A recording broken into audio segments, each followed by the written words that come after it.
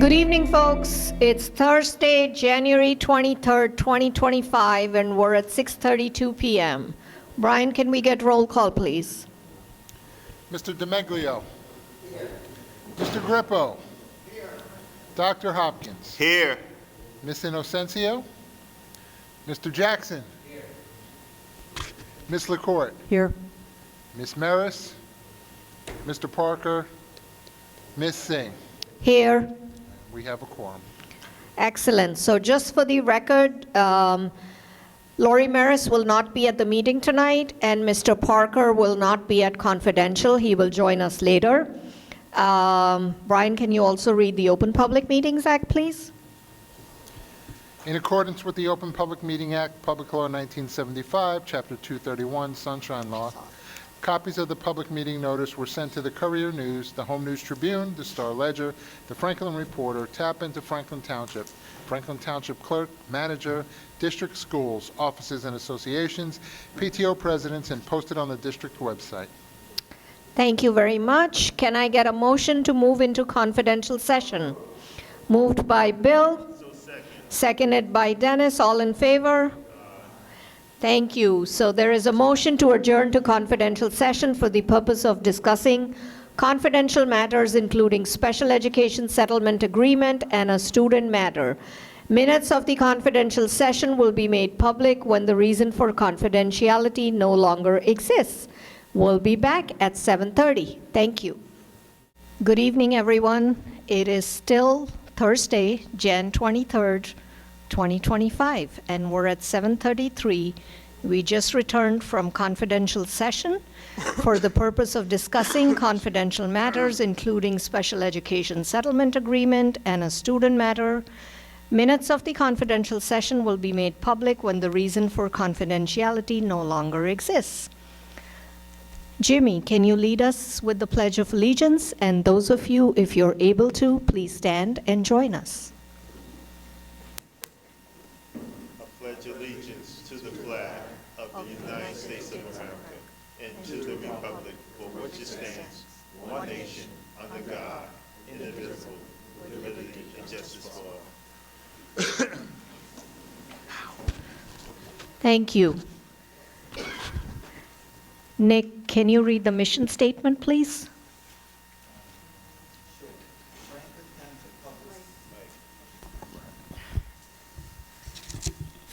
Franklin Township Public Schools embraces its diversity, fosters excellent educational innovation, and empowers all students to achieve their highest potential. Thank you. Can I get a motion to adopt the agenda, please? Moved by Nancy. Can I get a second? Second by Bill. All in favor? Aye. Thank you.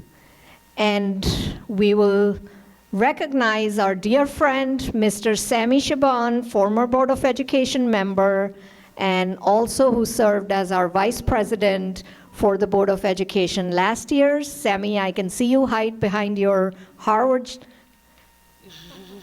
hat.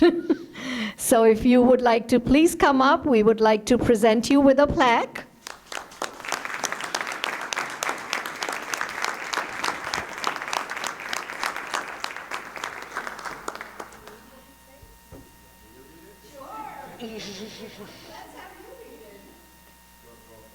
Yeah.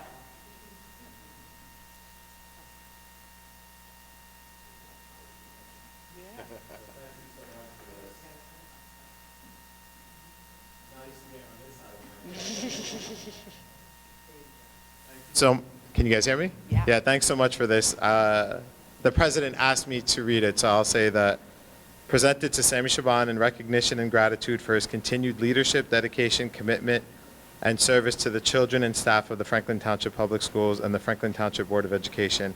As board member between January 2022 and December 2024, Vice President of the Board of Education from 2024 to December, and Franklin Township Board of Education. So thank you so much, everybody.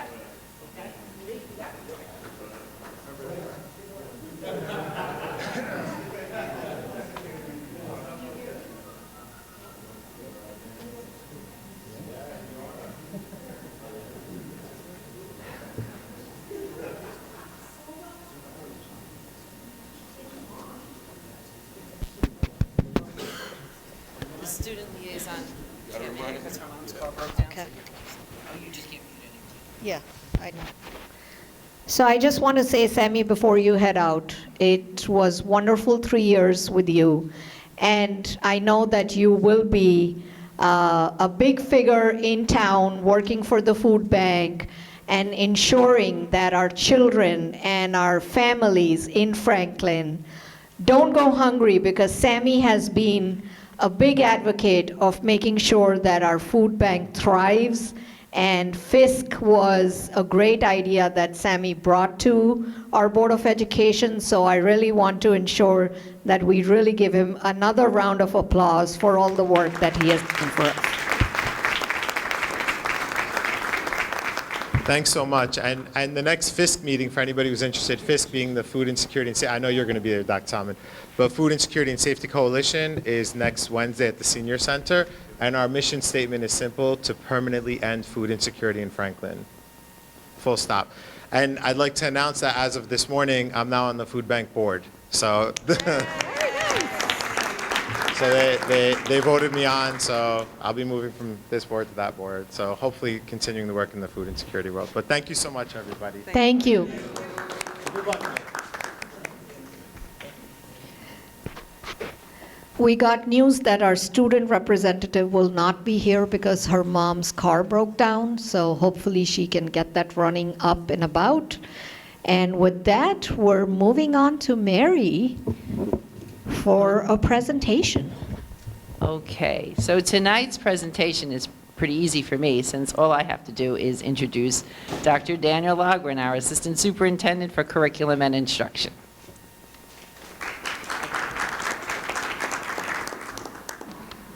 So we have a special recognition we want to do that we frankly tried to squeeze it in November around the election, and then December wasn't ideal, and this was the moment. And actually, I think it's a perfect moment for this recognition. So Dr. Martin Luther King Jr. said, "We shall overcome because the arc of the moral universe is long, but it bends toward justice." Bruce Springsteen, my hero, recently added, "But that arc doesn't bend on its own." Tonight we would like to honor two of our district leaders for their outstanding work in helping that arc bend toward justice. Specifically, these two leaders have made extraordinary efforts to deliver civics education, a crucial component of a moral universe, to our students, one of whom will speak with us in just a moment. And that student is our Poet Laureate, which is an idea that was conceptualized last year. She's, on a number of occasions, delivered a poem for the district on important occasions such as this one. So Princess Dumbaya of Franklin Township is our Poet Laureate, and she has prepared an original poem for tonight's occasion. Princess?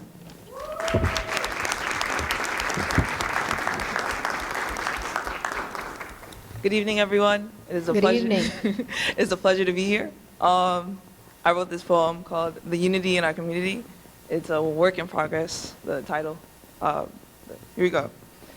Martin Luther King Jr. once said, "There is power in unity and there is power in numbers." And when I take a look at this community, I see a number of people who have joined together to do powerful things. I see the vision of light produced in their words. I see the earth-quaking steps taken in their works. I see people take on responsibilities that weren't made by them, but saw it as their duty to make a change by them. And it all begins with one. One drop for waves to fill oceans, one step for a child to run, one word to fill one's heart with emotion, one sliver of light to become the sun.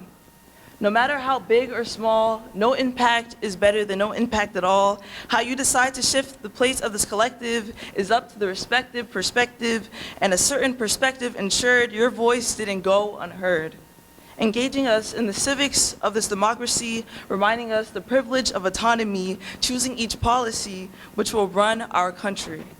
Whether it be left or right, red or blue, black or white, the freedom of choice was emphasized to you, reminding us Where we are today is beautiful, and where we will be tomorrow will be together.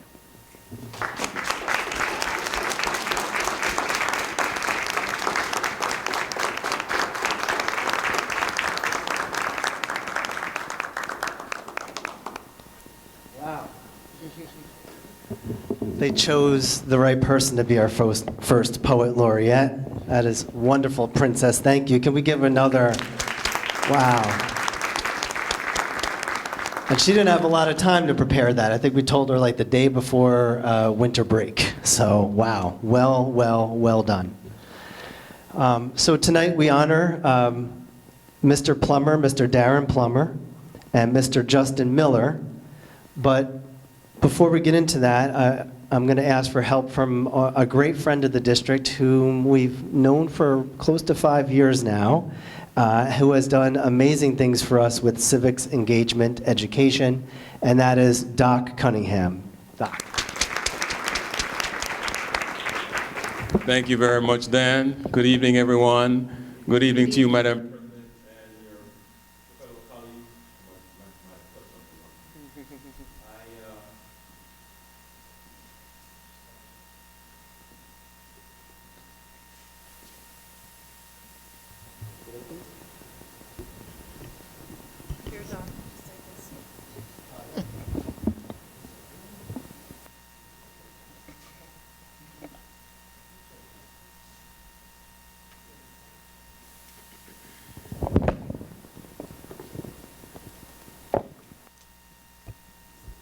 All right. How's that? So I want to thank Dr. Loughran for the chance to have worked shoulder to shoulder with him over the past 5 years on some of these civic initiatives that he alluded to. And more importantly, I want to thank him for the chance to stand shoulder to shoulder with you tonight to honor these two individuals who have meant the world to me and my journey.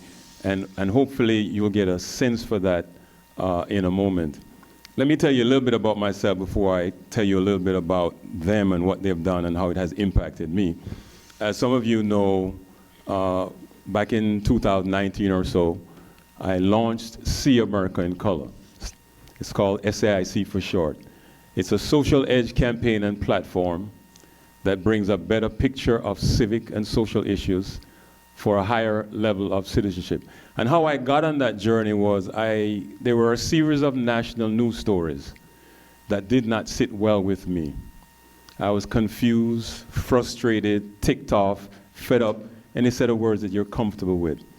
And I got to a point where there was 1 week I felt like I started to understand the issues, and then a week later I was back to feeling confused again. So I decided I was not going to wait on someone to explain this stuff to me. I was going to do some work to figure it out myself. So I embarked on what I call a deep dive in American history, the Black to America story, and hometown strong comebacks. And as you might imagine, that took me back to the 60s and the period of the civil rights movement and what was happening in the street in terms of civil disobedience. But because of my tech background, I also realized that something else was happening, and it was the arrival of the color TV set. And what it did for us at the time, it allowed us to see what was happening in the streets in a much more up close and personal way. I like to say it allowed us to see America in color. And that was the point at which the concept first came to be. And so I got excited with myself, but realized I needed to have some other ways to explain it. Folks who lived in the 60s or experienced the 60s might be able to connect with the concept readily, but if they didn't, like a younger audience, like my own kids, I had to figure out how would I explain it to them. And so as I mentioned, I have a technology background, and so I got to thinking about the difference between how a black and white TV works and how a color TV works. Just basic. A black and white TV projects a stream of white light, and it varies the intensity of that light such that you get different shades of black and white and gray. A color TV, on the other hand, instead of projecting a stream of white light, it projects 3 streams of colored light. And those three streams of colored light is what gives us the beautiful picture we see on our color TV set. And what dawned on me was, as I was doing this deep dive in American history, the Black to America story, and Hometown Strong comebacks, I was actually combining the three. And in the process, it gave me such a better picture of civic and social issues for a higher level of citizenship. So that, in a nutshell, is the basic behind See America in Color. It gives you a sense for my journey. And what we try to do is deliver content, programs, and events across campus, culture, corporate, and community, so that folks have a better handle of hot button issues by how they see America in color and not just in black and white. Now let me shift gears and speak to the two individuals we want to honor tonight.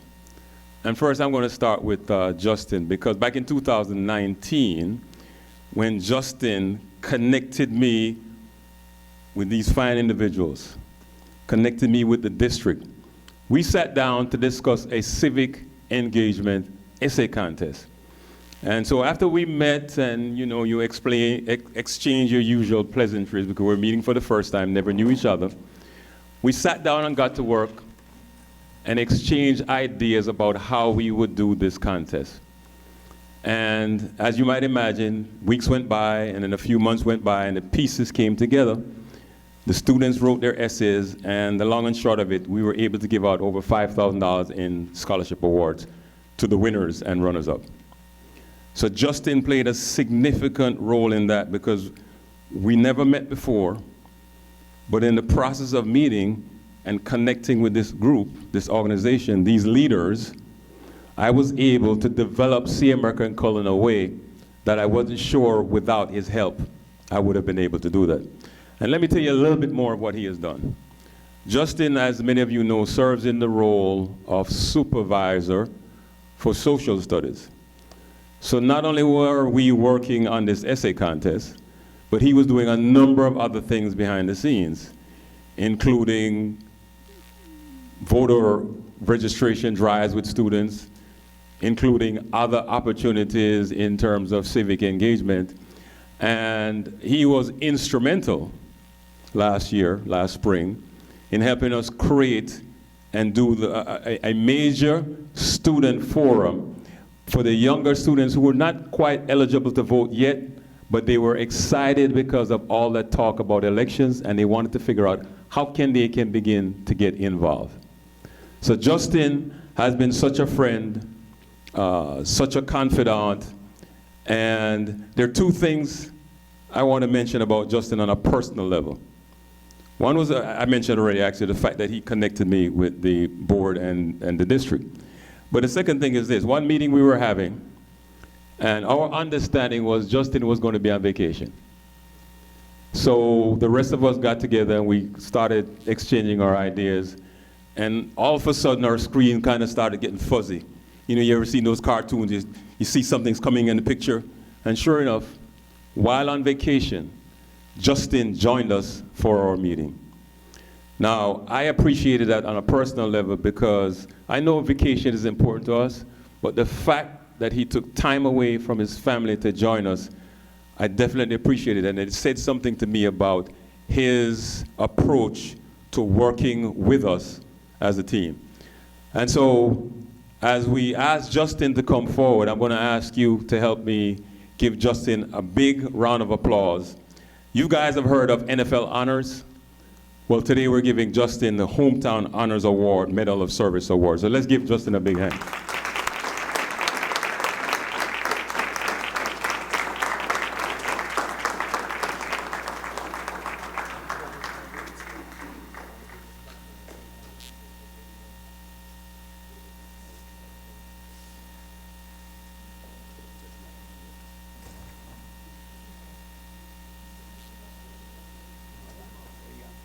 Let's give him a hand again.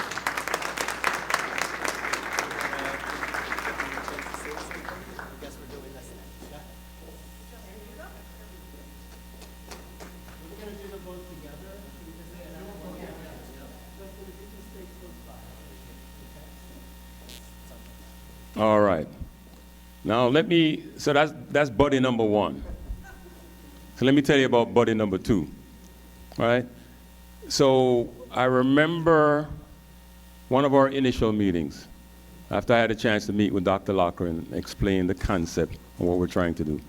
After Justin and I sat down and figured out how we're going to make this essay contest happen, I was introduced to Daryn and a few of his colleagues in a meeting. And as I did here, I shared a similar introduction so that we'd be on the same page in terms of what we're trying to achieve. And before I gave the explanation, I could tell there was a sense that I had to avoid going too long, as I'm trying here as well. And after I did my little spiel, I said to Daryn, so Daryn, how did I do? Did I land the plane? And his response to me was, yes, you landed the plane. And that was such a reassuring feeling for me, because he felt like air traffic control. And I felt like I had this moment of bringing in something important to others in the district. And here it is, Daryn says, yes, Doc, you landed the plane. So let me tell you a little bit about Daryn in his role as supervisor of equity and inclusion. He also has been involved in a number of civic engagement initiatives, separate from the work he and I do with respect to See America in Color. He's involved with forums with students to help them get a sense for and developing their voice and a sense for their agency, the fact that they can make change in their lives and they can impact the broader community. But I think his baby these days is something he has created and coordinated over the past 2 years. It's the annual diversity night, and it brings together folks from across the community, even public officials from Trenton. And I have said to Daryn, I says, when I grow up, I want to be able to have the type of connections he has demonstrated in pulling the people that participated in the diversity contest. Let me also say this. On a personal level, there was a meeting we were having. I like to share these little stories so you get a sense for what transpires. So in the meeting we were having a conversation, and we were going back and forth on some ideas, trying to figure out how we're going to make it work. How is it going to benefit the students? How is it going to get the support of parents? And while we were doing that, you could see the wheels turning in Daryn's head. You could see him trying to figure out, how do we connect the dots? You could see him trying to figure out, how is it going to have value to students, not just the ones with whom he interacts, but the broader student population. And so, ladies and gentlemen, when I say to you, it's a pleasure for me to be here to join Dr. Lochran, to have the opportunity to acknowledge these two individuals for what they have done in my journey. As we invite Daryn up, please also give Daryn Plummer, Supervisor of Equity and Inclusion, a big hand.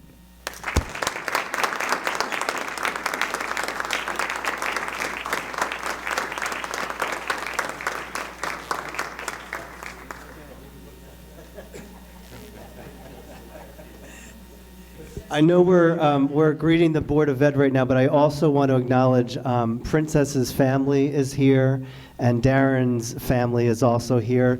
Justin was needed to, he couldn't bring the family tonight, but he knows they're here in spirit. So we have a lot of family members here for this moment too, and I want to thank them for just what a great job you've done with the folks who I get to work with, and we really appreciate your support. So thank you for being here tonight.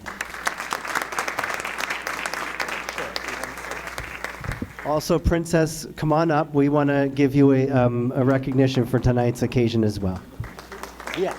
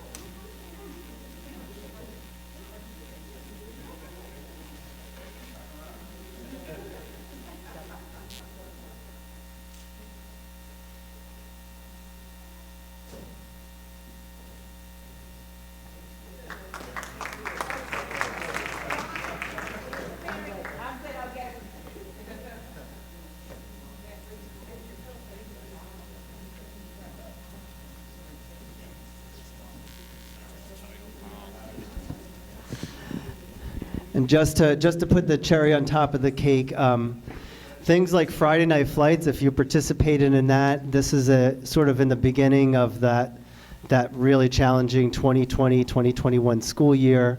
We were able to have a virtual town hall with Doc Cunningham being at the center of that, with Ms. Keon Peters and a student, Jada Bethia, who was a student leader. All of this was, certainly in part pushed by Doc Cunningham, who really helped us just do things even after that, beyond that were just civic engagement opportunities. So thank you, Doc. Thank you, Daryn. Thank you, Justin, for helping our kids see the power in being civically engaged. So important. Thank you all.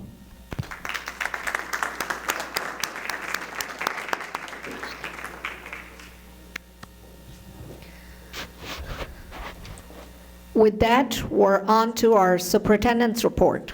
Thank you. First, I'd like to call upon Mr. Freed, who will present the FY fiscal year 2024 audit. Mr. Freed?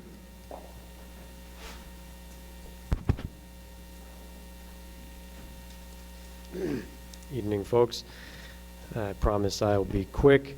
According to statute, we have to read off the findings from the annual financial report. So I will run through them. Comment number one, the district properly maintain the general ledger and reconcile the ledger monthly with other subsidiary records. Number two, that the treasurer's report and bank reconciliations be properly reconciled with the board secretary's records each month. Number three, that all tax wage payments be properly remitted in a timely fashion.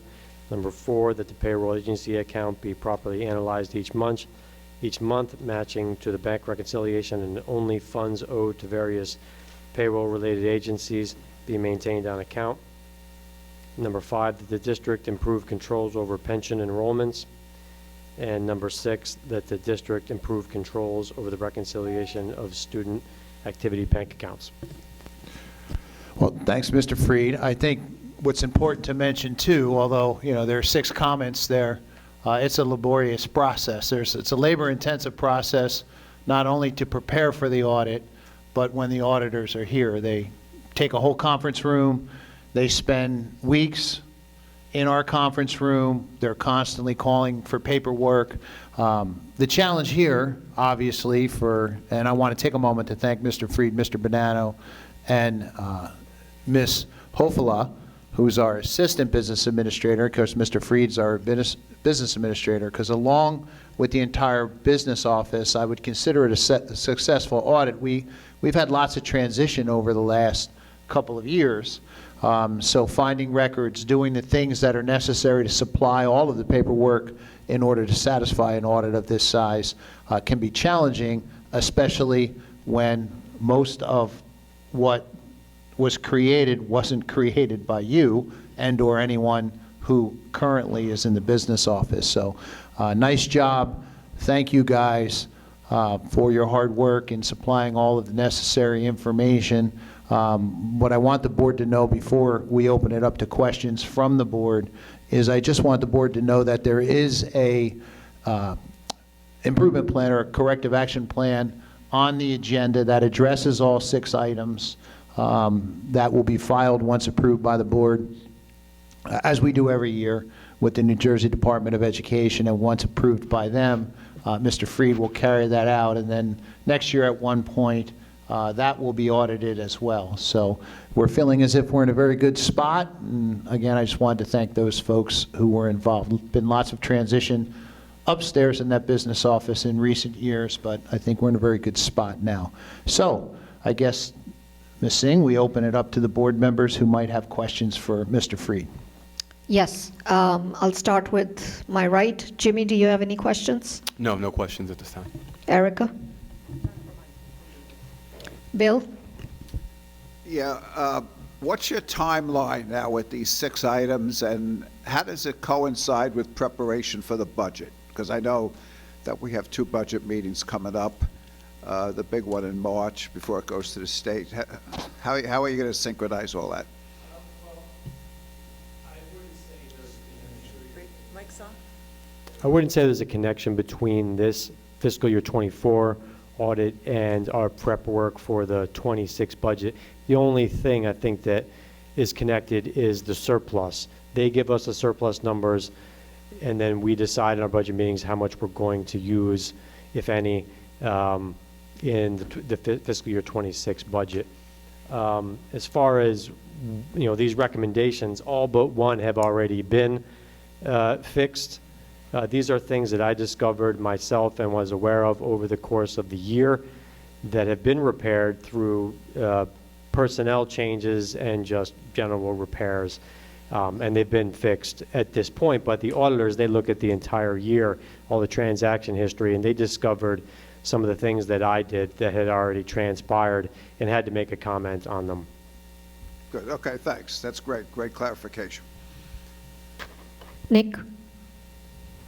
So I'm the new kid on the block, so I don't really have any questions now, but as we get closer to the budget, I'll bother you then.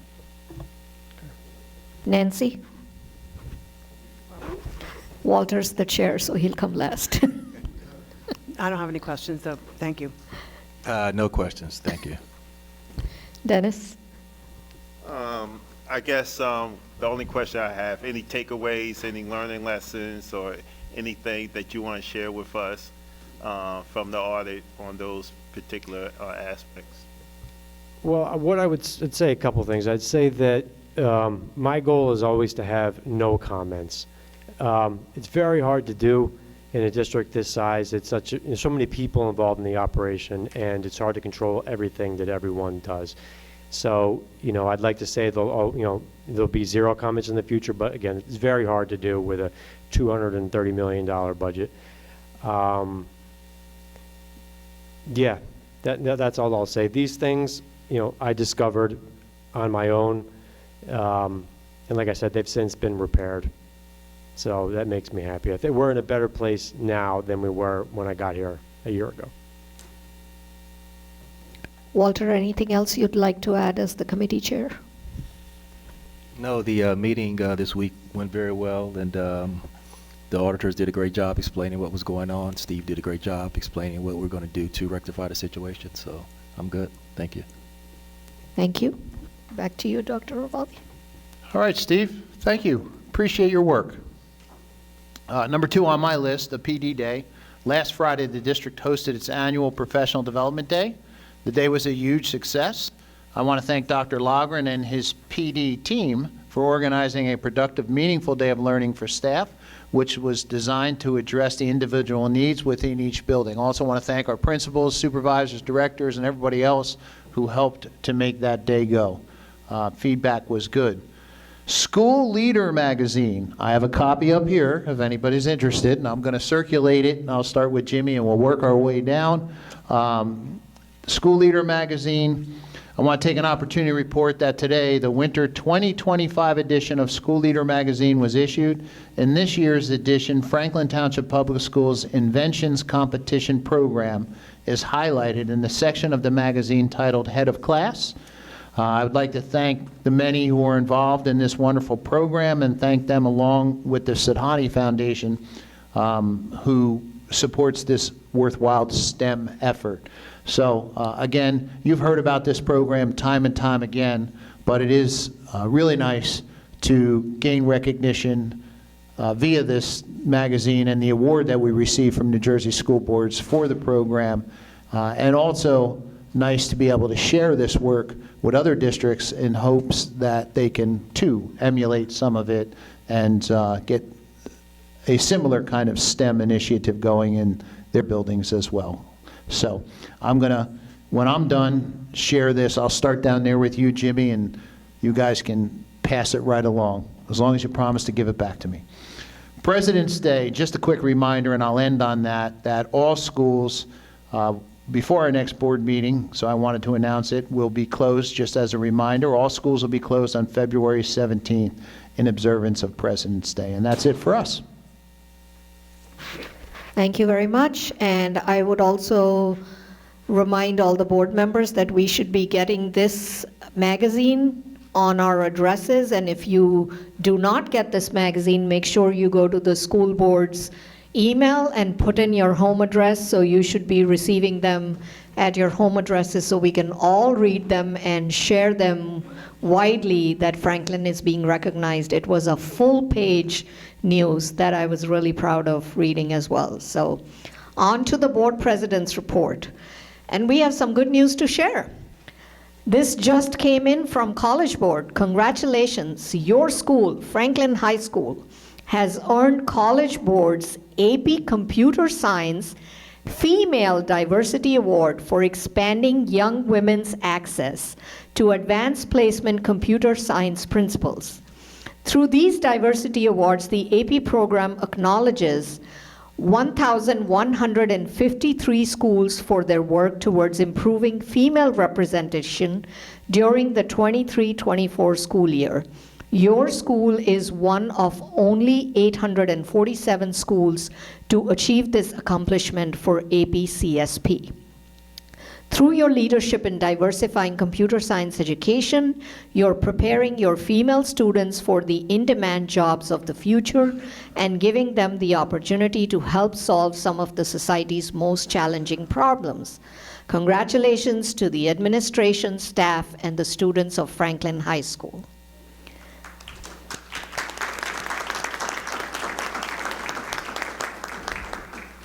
News from Franklin Visual Performing Arts. Two noteworthy stories from our music department. Over winter break, two of our guitar students, Haliga Jones and Seish Natula, auditioned and were selected for the New Jersey Music Educators Association Honors Guitar Ensemble. They performed against some of the best guitar students in New Jersey, and both students excelled and were accepted into the ensemble. The students selected for this prestigious ensemble will perform under the direction of Jason Martinez and will perform in several festivals, including the esteemed Long Island Guitar Festival, New Jersey City University, and Kean University's annual Guitar Fest. Two other Franklin High School students, Soren Decker and Isaiah Mosley Aviles, recently participated in the Central Jersey Music Educators Association Region Band audition. In this highly competitive event, they performed against some of the best musicians in the Central New Jersey area. These students also excelled and were accepted into the Region Band. As a result of these outstanding performances, they both qualified to audition for the New Jersey Music Educators Association All-State Band. In the second round audition, they competed against top students from the North, Central, and South regions of New Jersey. Students selected for this prestigious band will perform under the direction of faculty from leading university band programs. We are thrilled to share that Soren and Isaiah have been accepted into the All-State Band. These acceptances represent a tremendous honor for our music students and a proud moment for our district. Congratulations to them on their achievements.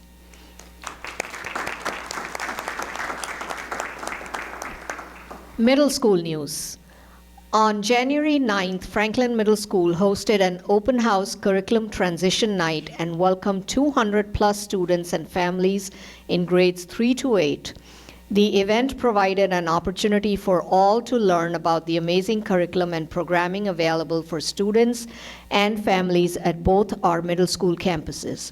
Supervisor of School Counseling, Keon Peters, our FMS principals, Alan and Solomon, and their staff should be commended for their hard work in producing this successful event.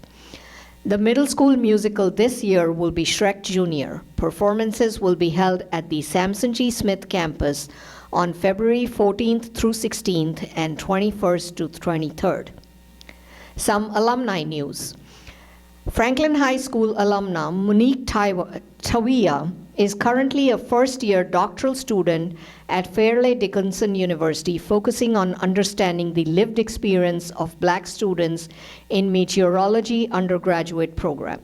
She is also an adjunct professor at Montclair State University and Rutgers University, teaching meteorology-related courses. She has previously earned an Emmy nomination for her broadcast show, Mo on the Go, featuring the journey of women in STEM fields. She is passionate about advocating for marginalized students in STEM fields, especially meteorology. You can check her work out on TEDx Greensboro and the Weather Channel show Prime Suspect Earth. Ms. Tawia will be sharing her love of meteorology with the students of Connerly Road School at a special weather assembly. It is wonderful to see our former students share their vocations with our young warriors. Finally, our friend, Dr. Daniel Logren, our Assistant Superintendent for Curriculum and Instruction, and arguably the biggest Bruce Springsteen fan in Franklin, recently had a scholarly peer review essay, Dialogic Praxis, Radical Pedagogy for a Runaway American Dream, published in BOSS, the biannual online journal of Springsteen studies. This article explores ways in which we can engage in civil discourse in order to celebrate American values.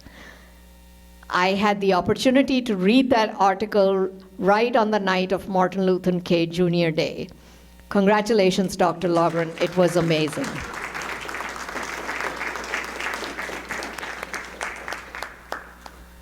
And now we're on to comments from the public, 5 minutes per speaker, agenda items only. Can I get a motion to open? Moved by Dennis. Second. Seconded by Walter. All in favor? Aye. Okay, comments from the public, 5 minutes per speaker, agenda items only is now open.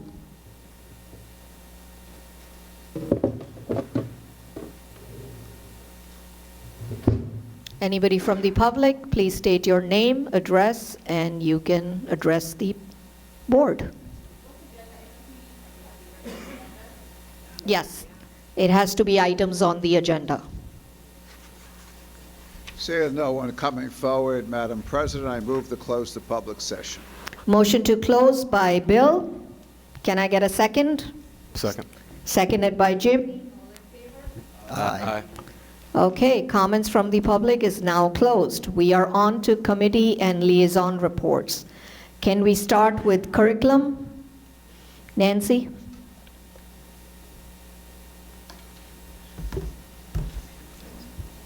The Curriculum Committee met on January 13th. Present was myself, Erica, Lori Ardeman, Dan Logren, John Ravalli, and Eric Siegel. We discussed a dual enrollment partnership with Seton Hall for CEP English 12, English Composition, new course proposals, Darkroom Photography 1 for students in grades 9 to 12 beginning September 2025, bilingual literacy, history of art and culture for students in grades 9 to 12 beginning in 2025. This course will expand bilingual education ESL electives offered for multilingual students. Bioethics for students in grades 11 to 12 beginning in September 2025. Course name changes include changing multimedia digital application 7 for students in grade 7 to exploring media and technology 7 beginning in September 2025, changing multimedia digital applications 8 for students in grades 8 to technology and career pathways to innovation 8 beginning September 2025, and the Fine Visual Performing Arts and Practical Arts Department application for the Best Communities for Music Education BCME National Award with the National Association of Music Merchants, NAM, which recognizes districts for their outstanding commitment to music education. The committee discussed the following item, January 23rd presentation to district leaders, which you saw tonight, for their work with civics, student civics education, and the meeting concluded at 6:27 p.m. Thank you. We'll move on to communications. Nick as chair.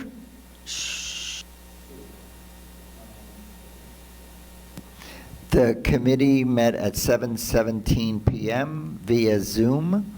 Myself, Dennis Hopkins, Jimmy Parker, Ardaman Singh, Dr. Ravalli, Mary Clark were present.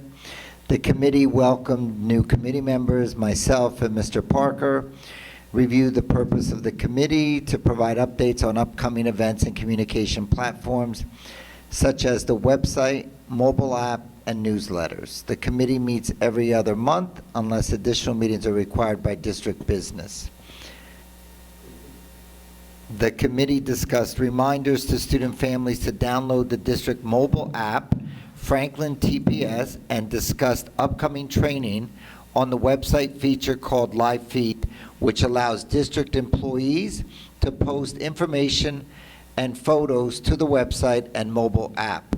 Additional features and broader use at the school level is expected in the next few months. The committee discussed recent school liaison assignments given to the Board of Ed members through which they will be invited to public events at their assigned school and will be able to report out to the full board on the happenings at the various schools.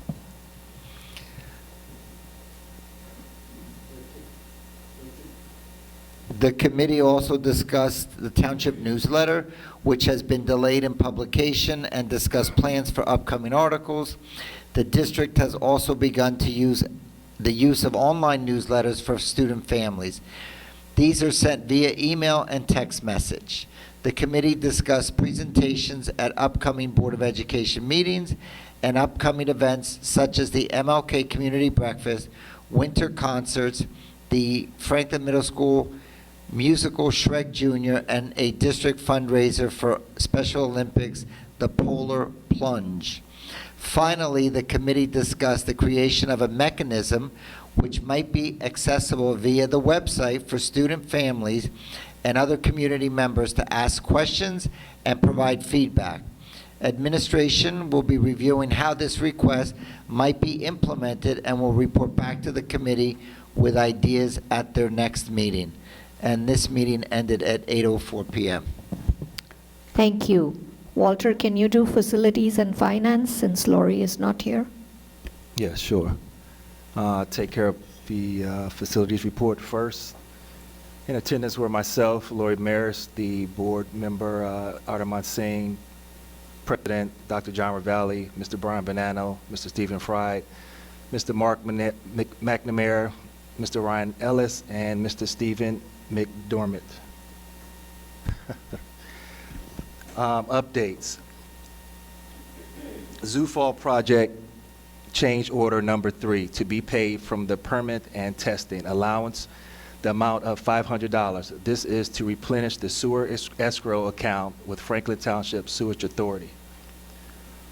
Toilet room renovations and alterations at FMS Hamilton Street campus. Project change order number 3. This is a credit to the allowance in the amount of $750 as a result of the contract missing clean-out fittings and shock arresters installed in alternate locations.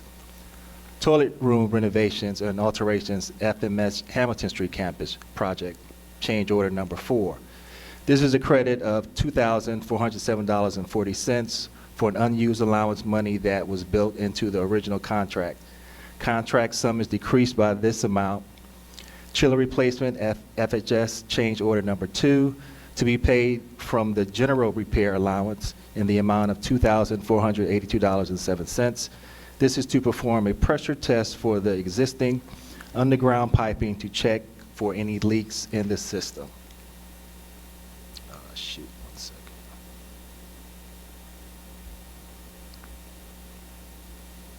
Zoo Fall project update. Mr. McNamara update the committee of the Zoo Fall project.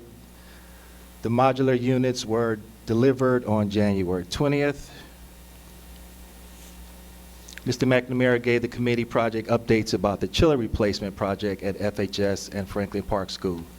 Facilities use. The committee discussed the facilities use request that will appear on the board agenda tonight. Energy report, Mr. Ryan Ellis, who always gives a great energy report, presented the committee with the status of the Claremont solar system. The meeting adjourned at 6:55 p.m. And let me do the finance. Finance committee met on Tuesday, January 21st at 6:02 p.m. In attendance, Lori Maris, myself, Nancy LaCour, President Ardaman Singh, Dr. John Ravalli, Mr. Brian Bonanno, and Mr. Stephen Fried. Financials and contracts. The committee reviewed the supplement bills list for the month of January. Committee reviewed the board secretary's report, treasurer's report, and the transfer report for the month of December. Charter school payments. The district paid $1,614,071 in tuition and $204,713 in transportation for the month of December. This brings the total charter school cost to $15,245,589 for the year-to-date, tuition year-to-date, $14,198,596, and transportation year-to-date, $1,046,993. Charter school payment adjustment, Mr. Fry discussed the revised payment schedules the district must pay to the charter schools each month for the balance of the school year. The monthly payment decreased by the net amount of $285,560. So that was great news. Fiscal year 24 financial audit, Mr. Stephen McDormand from the Supply Clooney and Company discussed the FH fiscal year 24 financial audit and their findings, which Stephen talked about tonight. And the last thing, use of emergency reserve. Mr. Fry discussed the use of the emergency reserve in the amount of $301,142 to pay to Thomas Edison Energy Smart Charter School for the monthly payment amount that they did not receive in January 2021. The district issued them a check payment for that month, but the charter school did not cash or lost the check, and the district must repay this amount even though it is now 4 years later. The DOE allowed the district to use emergency reserve monies to pay this amount instead of operating funds. The meeting ended at 6:25 p.m. Thank you. Yes. Jimmy, can you do personnel, please? The Personnel and Negotiations Committee met on the 15th of January at 6:01 p.m. remotely. The members of the committee present were myself as chair, Ms. Erica Inocencio, Mr. Walter Jackson, President Ardaman Singh, Dr. John Rivali, and Mr. Brian Bonanno. The Personnel Committee reviewed and discussed the following items. Item number 1, the personnel report from the 23rd of January. Number 7, appointments included preschool teacher and a speech and language specialist. Extracurricular stipend appointments, including additional sessions, hourly positions, Title III positions as well. Leave of absences, revisions, and transfers were also discussed. Number 2 was for the good of the order, and Dr. Rivali provided an update to the committee on several personnel issues. Thank you. Bill, can you do policy? So policy met on January 13th, myself, Nick, Erica, Dr. Rivali, Adaman, and Mary Clark. I have to say, Mary Clark creates a very interesting meeting. She's, you are good. And I didn't expect it to be as much fun as we had. First, we had to explain to Nick DeMeglio what his role is, so that took a long time. But he was the new kid on the block. The committee reviewed 2 interesting items. One was that graduating students, it's a new policy, and their families must either submit an application for financial aid, you know, that's the one we all filled out when our kids went to college, or submit a waiver form in order to receive a diploma. So if you didn't want to go for the financial aid, you still have to do the waiver form. And the students were notified by that requirement by their school counselors, who will be working with students to make sure they fulfill that requirement. Remember that form you fill out when you want to go for financial aid? If you don't want it, now you have to opt out. And then we reviewed a policy on student smoking. Remember that song, Smoking in the Boys' Room? Anyway, there's additional language that was required by the Uniform State Memorandum between the Board of Education and law officials, which speaks to school officials reporting to law enforcement the use or seizure of any electronic smoking device when the school official believes that the device may contain a controlled substance such as cannabis. So now we have to report to the police if an administrator thinks that there might be a drug involved in smoking. And we had discussed a few other random things, but it was a very interesting meeting. Thank you, Mary, for the detail that you provided. Thank you.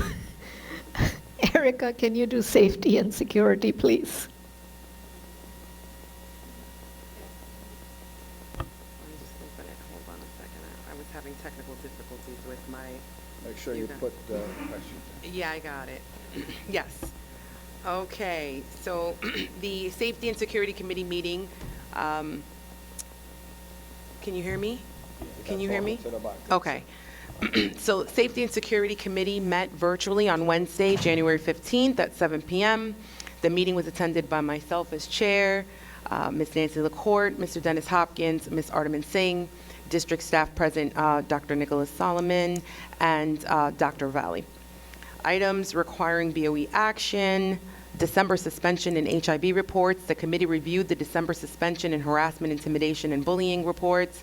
Dr. Solomon provided an update, noting that he had met with building principals to review the suspension data. He emphasized the importance of identifying patterns, including recurring offenders and commonalities among subgroups. Overall, the district is on track to see a reduction in both student suspensions and confirmed HIB cases compared to the same period last year. Key factors contributing to this improvement include restorative practices, ongoing implementation and staff training in restorative practices, which help resolve conflicts and reduce behavioral issues. PBIS framework, continued focus on teaching and reinforcing behavioral expectations across all schools. Proactive interventions, regular training for staff, including teachers, counselors, and safety officers, on conflict resolution and de-escalation strategies. 24/7 student support, enhanced access to social emotional resources for students in need. A comprehensive review of this data will be presented to the board and the public during the Period 1 Student Safety Data System presentation, typically scheduled for June. Items for review and discussion, updated restraint and seclusion form. Dr. Solomon presented the updated restraint and seclusion form, which has been shared with building principals and relevant staff in the special education department for implementation. HIB district update. Dr. Solomon provided a brief update on current HIB-related matters with a continued focus on reducing incidents and enhancing support mechanisms for students. District radio programming. Dr. Solomon discussed the upcoming plan to reprogram district radios, which will be integrated with the township's communication system to enhance safety and response times.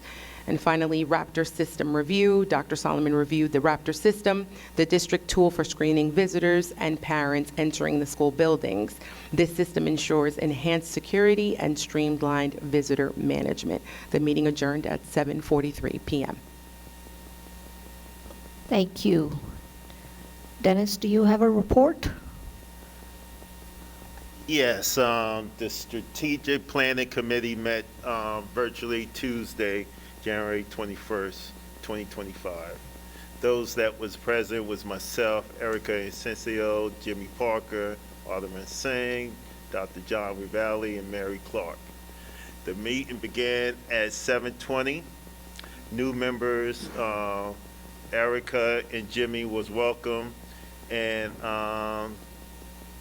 the committee congratulated me for the appointment as chair of this committee. I was also recognized that I was the chairperson of this committee when the current strategic plan was first drafted and accepted by the Board of Education in 2023. The committee discussed the process in creating the current plan and reviewed the broad goal areas and the goal statements in the plan. The broad areas align with the areas of the Board of Education goals: health and safety, curriculum and instructions, personnel, green initiative, and community engagement. The committee members asked for further updates and specific goal statements and strategies in the plan. Administration will follow up with these requests and share them with the committee, who will share the updates with the full Board of Education and the public at a later date. That's all I have for the committee for that. Thank you. Anyone has any liaison reports? Okay. I met with Somerset County Ed Services Commission, vice president of their board.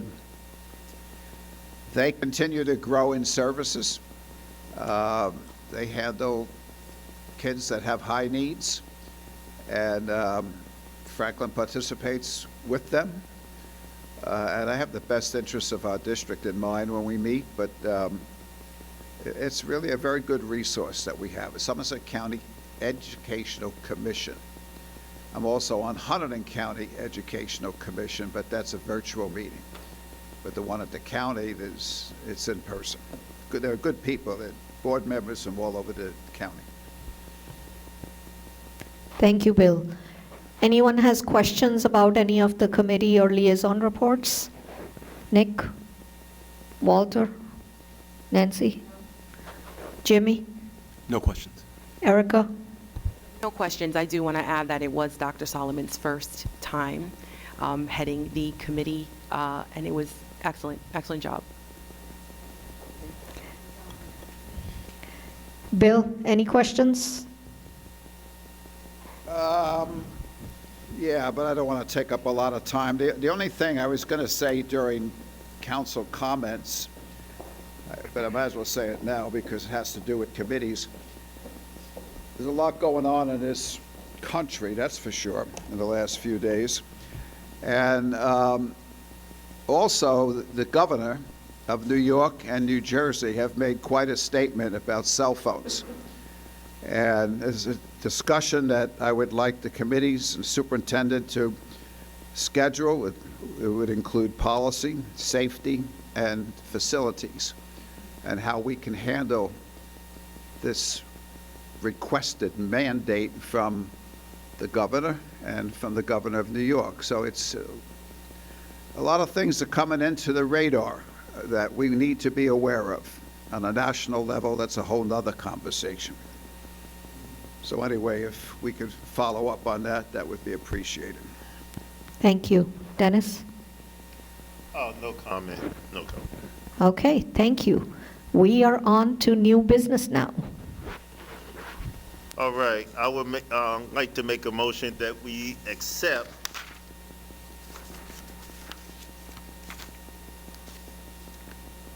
all monthly reports, M1 minutes of the board meetings, A1 travel-related expense reimbursement,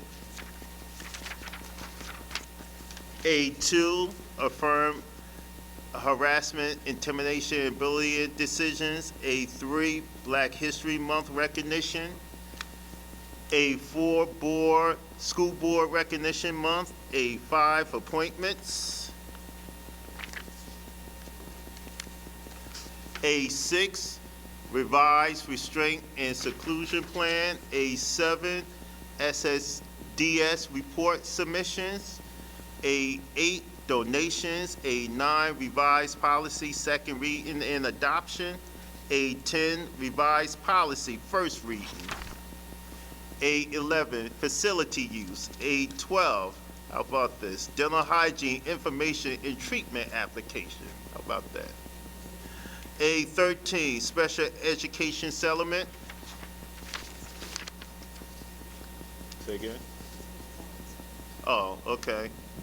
B1, warrants and payrolls.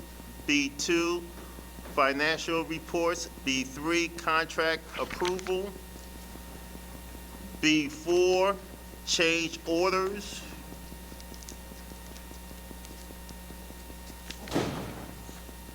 B5, transfer from emergency reserve to general fund. B6, motion to accept the NJDOE expanded access to computer science grant. 8B7, accept and adoption of the annual comprehensive financial report and annual management report for the fiscal year ending June 30th, 2024.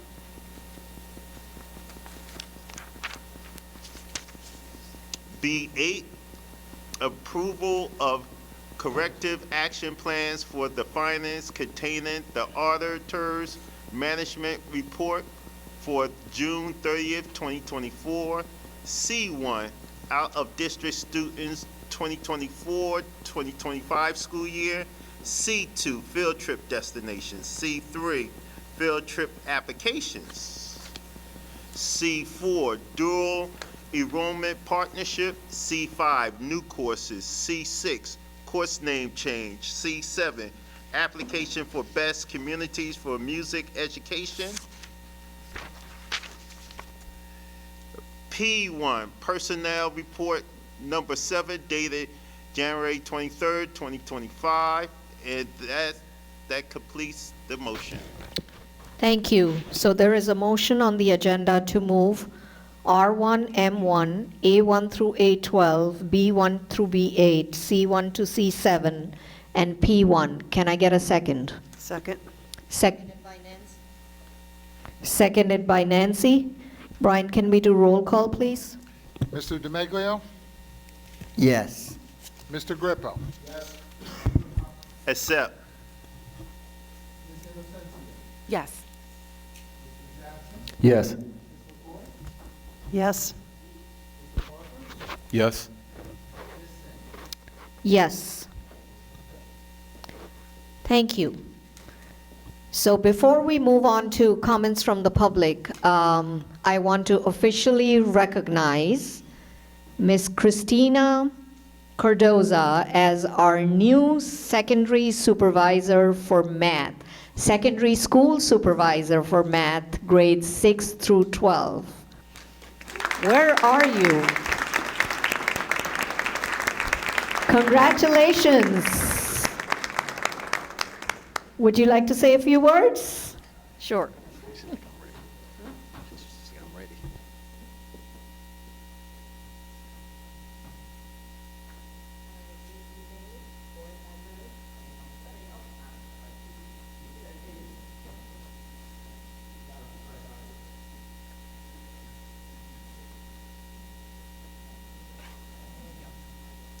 Evening, board members, Dr. Ravalli, Dr. Loughran, and community. I am honored to accept this position as secondary mathematics supervisor. A mathematics class is not just about numbers.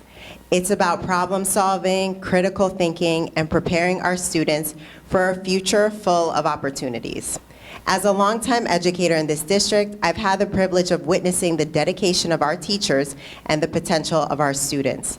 My goal is to continue fostering collaboration among our staff and to ensure that our curriculum meets the needs of every learner in order to equip our students with the skills needed to succeed past their school years here. I'm so excited for this opportunity, and I look forward to making a meaningful impact. Thank you.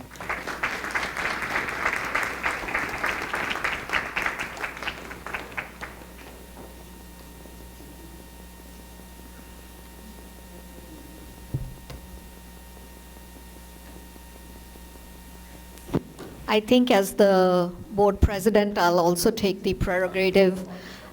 We've approved the personnel report, but I am sad to see that Mr. G is retiring. Why are you retiring?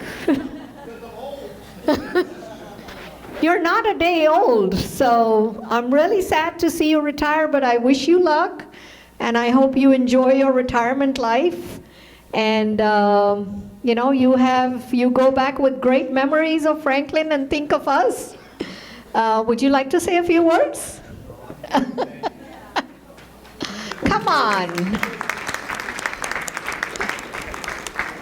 Well, Mr. G has been very valuable to the high school with Model UN and, a lot of our kids, and I'm proud to say both my kids, had him in the high school. So there's I have some people raising their hands saying our kids too, or probably they themselves had him. So, well, you don't look a day old to retire still. And now I would like to make a motion. Madam President, before we do that, I just want to mention that Christina started at McAfee Road School. I hired her. And look at how she's bloomed. I mean, it's just amazing. But she was a phenomenal math teacher. First, she was a classroom teacher, I think, and then a math coach. And did a great job at McAfee. And then I retired, and she just went to higher places. But she's going to be a real contribution to the secondary schools. So it's good that the way we're moving people with them. That's great. Congratulations, Christina. And I was going to say you owe me lunch, but then I'll get arrested. Never mind. Yeah, that's an ethic violation. So you can't take lunch from her. You'll have to pay for your own lunch. You can go with lunch for her. But you could buy her lunch, Bill, so. You can buy her lunch, but you can't have her pay for your lunch. Can't afford that on a pension.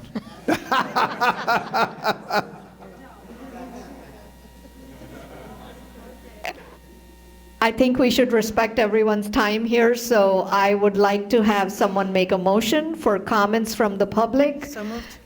5 minutes per speaker, any topic. Nancy made a motion.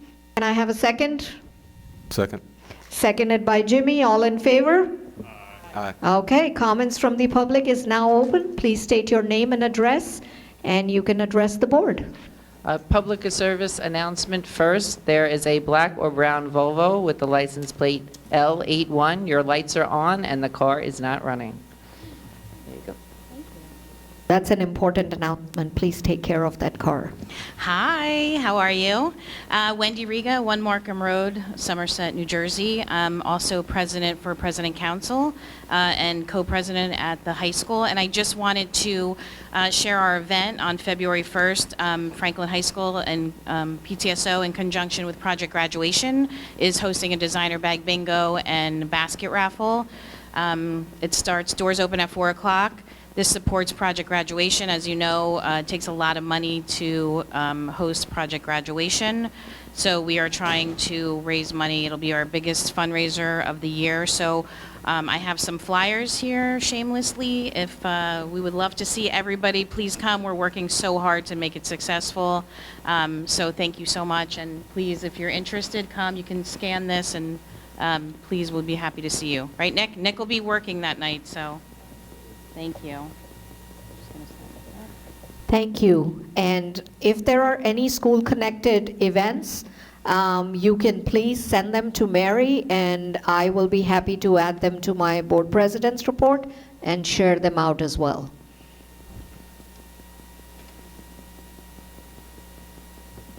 Hi, good evening, everyone. Muncies Anderson, AJ Court. I am the president over at Franklin Park Elementary and also the President's Council liaison. I'm going to be acting as the President's Council liaison today, since this topic is more related to the district as a whole. If there's a concern in regards to all school classroom doors being locked from the outside, I guess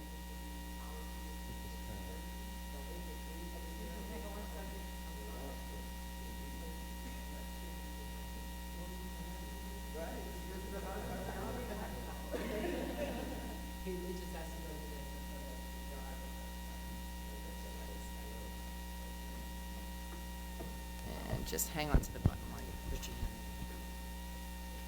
hand. All right. So, as I was saying, in regards to the security, this is more safety, but the school doors being locked from the outside, well, from the outside for, I guess, security purposes. I'm told that that is a new policy or a required policy in the state of New Jersey from the education department. If it is there a way that you can share this policy so parents are aware of the change that is taking place, to have more of a transparent conversation with their children, because children are now coming home sharing with their parents that they do not have access to get to their class quickly. Some of the parents' concerns are, what if something does happen in the building and their child is running from the bathroom into their classroom and cannot access their classroom? What does that look like? So if this is the new policy, are we planning on updating the school doors to have automatic locks should there be a security concern where we have to shut, go into lockdown mode? So that's just another one of the things that I wanted to bring to the forefront.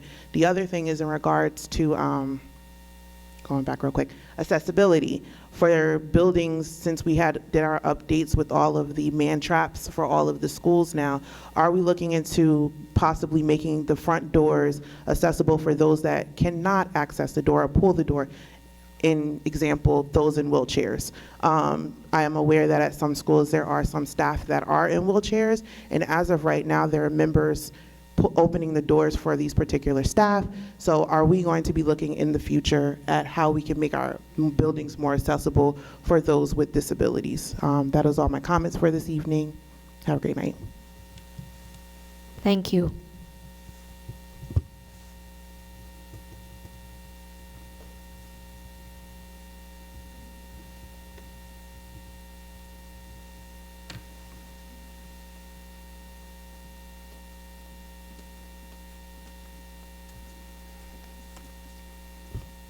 Christina Duncan, 8 Wexford Way. I'm here today to stand up for my daughter, Kayla Duncan, a victim of abuse. I'm here today to stand up for all the girls and women that are past victims of abuse. I'm here today to stand up to prevent the future abuse victims. I'm here today so that we do not have to bury one of our daughters.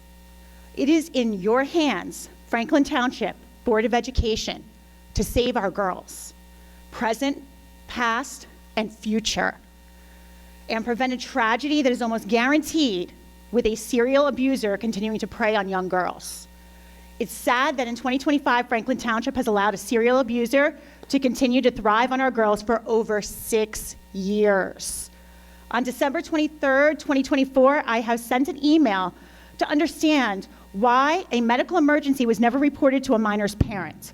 This is believed at the time was a simple request that has now totally changed my life and the life of my daughter, Kayla. I never expected a month later to be in the middle of a corruption ring. I never expected my life to be turned upside down. This has been emotional for all of us.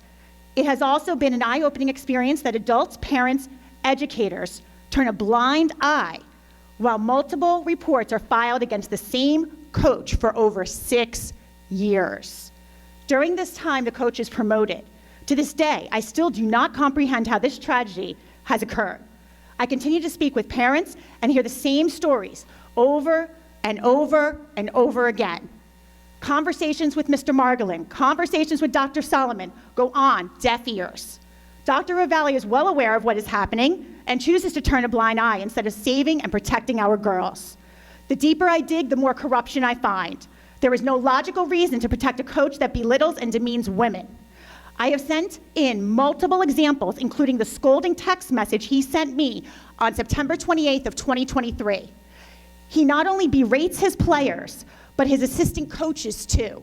On 12/22/2023, Coach Lex texted the group chat, "I'm going to be 100 with you all. I basically just got off the phone with Brito trying to quit. He asked me to spend the weekend thinking about it, and he planned to talk to Daryl about all the things going on. I will not be at practice today or tomorrow. I love you all. You are the reason I've stayed this long, but my mental health is way more important right now as I'm trying to have a baby," end quote. Next text message. "He really is a narcissistic asshole and doesn't care about anyone but him. I told Brito he's on a power trip and that none of you are happy." These words come directly from an assistant coach that has been trying to be the buffer between the girls and Daryl's abusive behaviors. She is also a victim of abuse. According to Mr. Margolin, in his professional opinion, he does not see any abuse. You may want to reconsider educating Mr. Margolin since the abuse has been reported to him multiple times by multiple victims, including me personally, in our meeting in October of 2023 and March of 2024. The major issue that I addressed both in October and March was how he demeaned women. During the game at Hillsborough, he referred to the referee as a C-U-N-T in front of the girls. Also in practice, he told the girls when they bend over, out of breath, that they look like they're twerking. This is clear as day as discrimination against women and sexual harassment. I am pleading with every parent here today, please stand with me and stand up for our girls that are continuing to be abused every day. Just this past Friday, Daryl forced another girl to the point of tears and not wanting to continue to play basketball. This needs to stop. You have the power to save our girls and remove this serial abuser.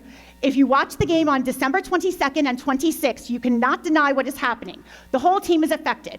Parents are scared to say anything because of the retaliation that has and continues to occur. My daughter was forced off the team. Please stand up for Franklin Township girls. They do not deserve to be abused. Their rights should be equal or greater than a criminal. Please stop teaching our girls that abuse is expected and normal. We need to teach our girls to be strong, independent women that are not afraid of an abusive man. I beg you to help me achieve this for our girls. Thank you. Thank you.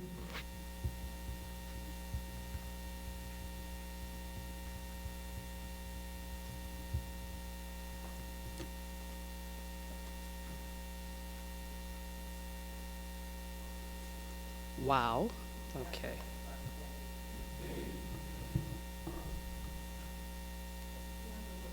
Okay, holding it down. Kimberly Gray, 18 Nina Court, Somerset, New Jersey. And,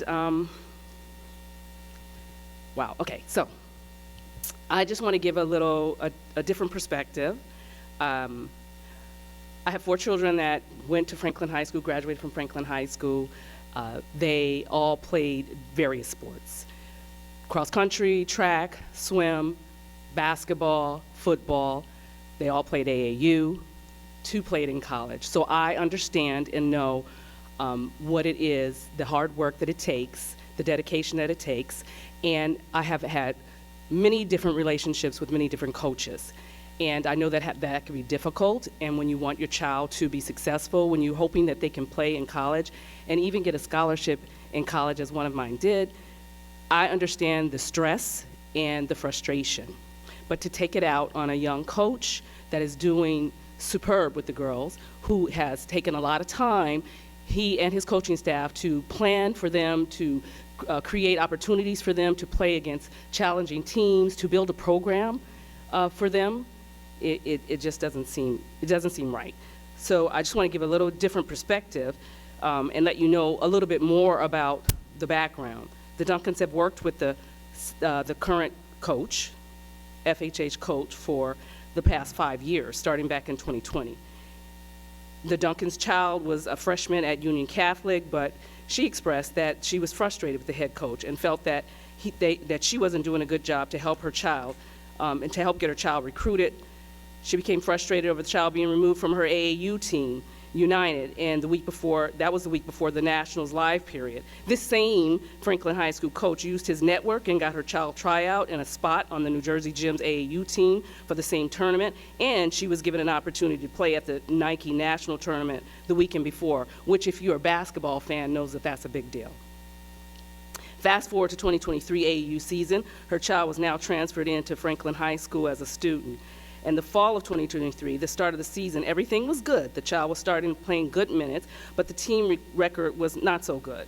The child shut herself down in the remainder of the season for injuries, since playing on the injury hurt, and it could cost her entire AAU season. After the child's month away, the team's record went to 11-2, and they made the playoffs. The child was cleared by the doctor to come back, but since she was still limping and had only been to 1 practice, she hadn't played in the game. Just this last week, according to Mrs. Duncan's social media, her child had surgery to rectify that injury that was noted in 2023, so she can get back to playing basketball, as she said. After the school season ended during the AAU season, the team, the Gems, did not ask the child to come back. And so the mom sent her back to the United team. What I want to point out is this is not the first and only time that Ms. Duncan's actions have left her child either quitting or leaving the team. So that should be noted. Whenever things get tough, she wants to blame the coach.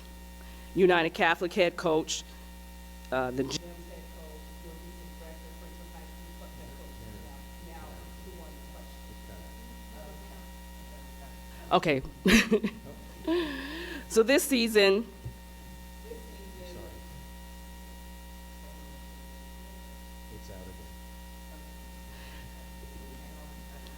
it's on now. Okay, so this season, the child played intricate part of the first 7 games, and the season, as the season progressed, serving as a starting point guard and playing major minutes in the game, 25 to 32 minutes per game. And as the team record was 1-6, there were changes made by the coaches, as would any coach do in any sport. And then the complaints started coming. This led to analysis and changing things. This is when the mom filed the harassment and bullying claims against the coach and their staff. Even while this was going on, the coach still gave the child the college letters just 2 weeks ago.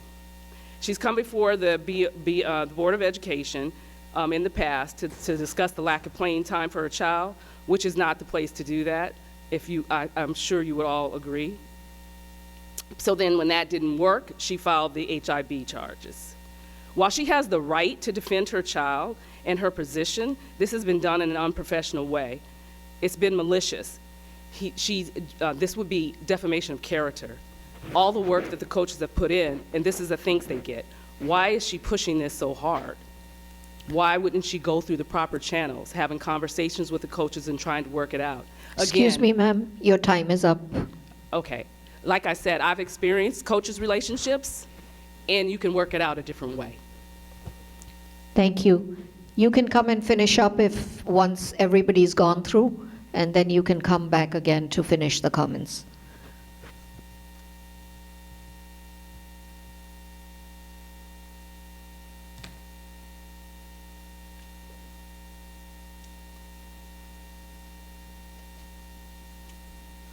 Hello.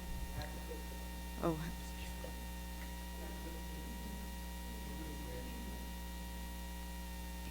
Okay. Thank you.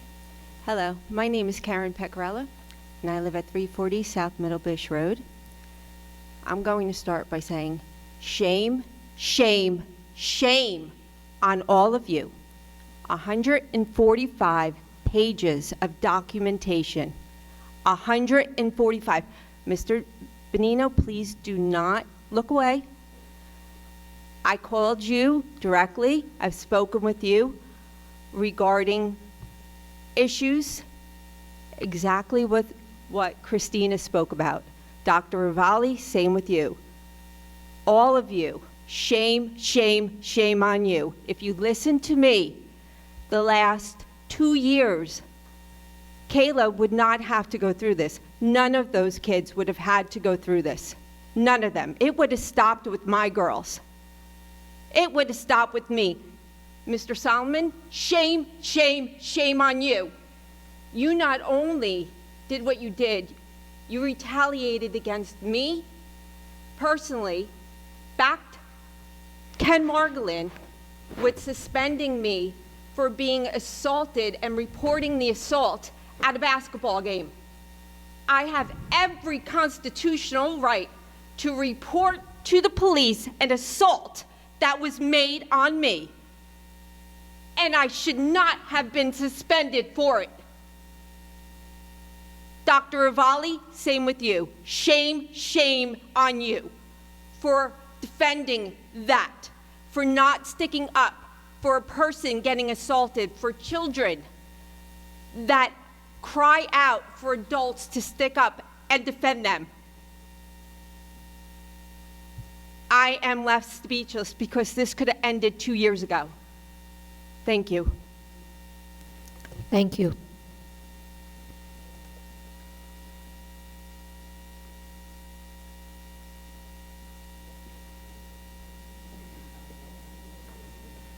Hi, I'm Jamie Williams, 122 Sydney Place in Somerset. I'm actually new to the community. I'm here tonight. My daughter's on the basketball team also. And to hear some of the things that people are saying is crazy. I have children in college. When you play at the next level, you have to be pushed. Everybody who has children know they push their children. You push your children some kind of way. Cleaning your room, brushing your teeth, getting good grades, you're gonna push. Darryl is a young coach. Is he inexperienced? Yes, I'll give him that. He's inexperienced, but he's got time to grow. With the things that are being said about this young man who's attempting to grow, let's be real. Everybody, let's be real. If your child produces, your child will stay on the court. My daughter is a freshman who now starts varsity, so people may be upset about that. She's a point guard, she's a guard, and she's small. But Jamila gives 110% every time she touches that court. Does Darryl yell at her? Absolutely. Does Darryl scream at her? Absolutely. But guess what? So does her mother. Because when you lace those sneakers up, you are to represent me, you are to represent yourself. You love this craft, you work at this craft. She does play AAU. She plays a lot of basketball. I have a defensive player back there, Rowan University, Shippensburg University. I push all my children. I'm a single mom and I'm gonna push my children until the good Lord calls me home. Because that's what a parent does. I'm not gonna make excuses. Is somebody hard on my child? Yes, because this world is cruel. Very cruel. And they're gonna push everybody. When they go to college, you're gonna be pushed. Your college coach is not gonna take it easy on you. No way, shape, or form. And anything that comes easy in this world, you better question why. That's crazy to me that anybody would come up here. Darryl is trying. Does he drive us crazy? Absolutely. Can he watch his mouth? Absolutely. But as a parent, we all can watch our mouth. We all can make adjustments. But if you have a problem, this is not it. We all were going to come together and have a conversation with Darryl to get this problem resolved, but to do this, unacceptable. Unacceptable. And there's ways to go about this. And if somebody needed help on the team or if somebody felt this bad, we can talk about it. I do not feel that this right now is the right way to definitely disrespect Darryl, the program, and to bring back past people who were here. I wasn't in Franklin, but I heard the stories of how a legend was let go. A legend is not here. You are raising NBA players. Diamond Miller is in the NBA due to Audrey Taylor. Let's talk about it. That woman's name is big as day on that wall in Franklin, and she's not here. Did anybody ask themselves why? Nobody. Nobody. That woman is great, and she was here for our children, but she's not here. So we had to take what we can get. I don't see nobody else coming up here to step in Darryl's shoes. So before you disrespect him, try being him. If it's a problem with your child, you need to address where the problem came from. It's not just on Darryl, it's on everybody. So before people get up here and start pointing the finger that Darryl is this and Darryl is that in the basketball program, look at your child. Look at your child. My child is getting minutes, but my child is gonna hear my mouth when she does wrong. That's my job as her mother. And I'm not gonna play on nobody's mental health, because before people start talking panic attack, anxiety, know what you're talking about. Because every kid will play on a mental. Oh, my mental, oh, I was upset, just because they wanna be lazy, because you wanna pass the buck. Stand on business. And if you wanna play on a college level, your child is going to be pushed unbearably. And when you get to college, you cannot have this meeting with a university. Because I would love to go to Rowan and speak for my child. I would love to go to Shippensburg and speak for my child, but that's a grown man. I cannot speak for him. So I had to raise him right. So everybody, you better grab hold of your kid and tell him how to speak to an adult, how to address somebody. Because to ever come up here and tell somebody shame, shame, shame on you, you is no one's mother up here. No one's mother. So for you to say that, unacceptable. Unacceptable. So before you come up here pointing fingers, ask, did my child give 110% every time they stepped on that court? Ask, what did my child do? Because everybody thinks their child is a saint? Absolutely not. Absolutely not. What did your child say to get her minutes taken? What did your child do? Ask those questions before you definitely come up here and point shame, shame, shame on any adult, because you're no one's mother. That's all I'm going to say. Thank you. Before the next speaker comes, I just want to make a statement. Anybody who comes to the podium, you're required to address to the board. We are your unpaid volunteers who will take everyone and listen to everyone. Please don't address each other because this is not a forum to have a conversation. This is a board meeting. Please address to the board. We'll take your abuse, but we won't say anything because it's a personnel matter, it's a child's matter, and we will not make a statement, but we're happy to hear.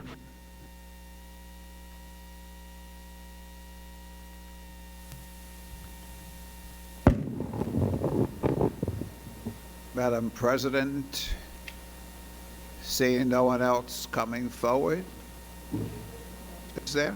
One more, Bill. Oh, okay. Sorry.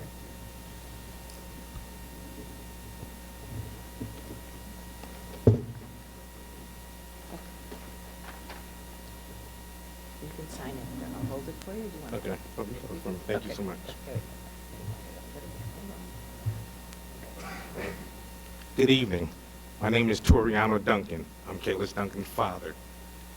At the end of the day, no matter how you chop it up, that man has no right to treat my daughter the way he did. No right. At the end of the day, as a father, for my daughter to say to me that she told him, no matter what I do, you make me feel like I'm worthless, like I'm not good enough. His response was, go back to Union Catholic. That was his response. When everything happened in the gym that day, my daughter told me no one was there to protect her. She was scared. I wasn't there to protect her. That's what she said. As a father, that is my goal in life, to protect my kids, especially my daughters. As I stand up here, this is about everybody's daughter. No matter how you look at it, we all know, yes, college coaches will push your kids. Absolutely. We understand that. But there's a difference of pushing your kids for greatness and pushing your kid to step away from the game that she loves. The way he talks to them girls, how he treats them girls is unacceptable. No matter how you look at it, whether that's your friend, your son's a coach over there, all that goes to the side. There's plenty of parents in here that know what Daryl says to them girls. And they might not want to say it, but at the end of the day, truth is the truth. Kayla was playing. This has nothing to do with minutes. This is about how he treated her in that gym. Nick Solomon showed me a video that he clipped on his own showing Kayla coming down the court crying, upset. I asked him, what happened? I didn't clip that part. Was he crying tears of joy for being there on the court? No. Obviously, something happened. Kayla said he forced her to do push-ups. He was up in her face, screaming, yelling, cursing at her. That is totally unacceptable. I get it. Being a coach is a tough job. Dealing with kids is a tough job. I'm a parent. I've been with my kids since day one. I'm a parent, so I know raising kids is tough. But at the end of the day, you don't treat them girls like that. These are young females trying to figure out life and who they are and what direction they're going. You're supposed to uplift them, protect them, educate them, and guide them. Not to humiliate them. And once again, like I said, this has nothing to do with playing time. And the people gonna talk, get your facts straight. Daryl didn't help her get to the gym. She had nothing to do with that. He can't even keep a job at Team Sharp. He got fired from there. He got fired from Miller because of his actions. So he had nothing to do with that. Kayla has a great relationship with the coach from Union Catholic. We could call her on two-way. There was no wrongdoing at Union Catholic. We left on our own to come here because he wanted to play here, because we live here, and we thought it was a great opportunity. That's all I have to say. Thank you.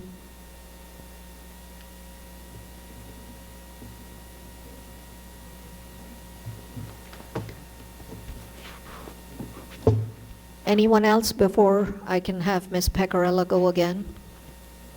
Is there any new?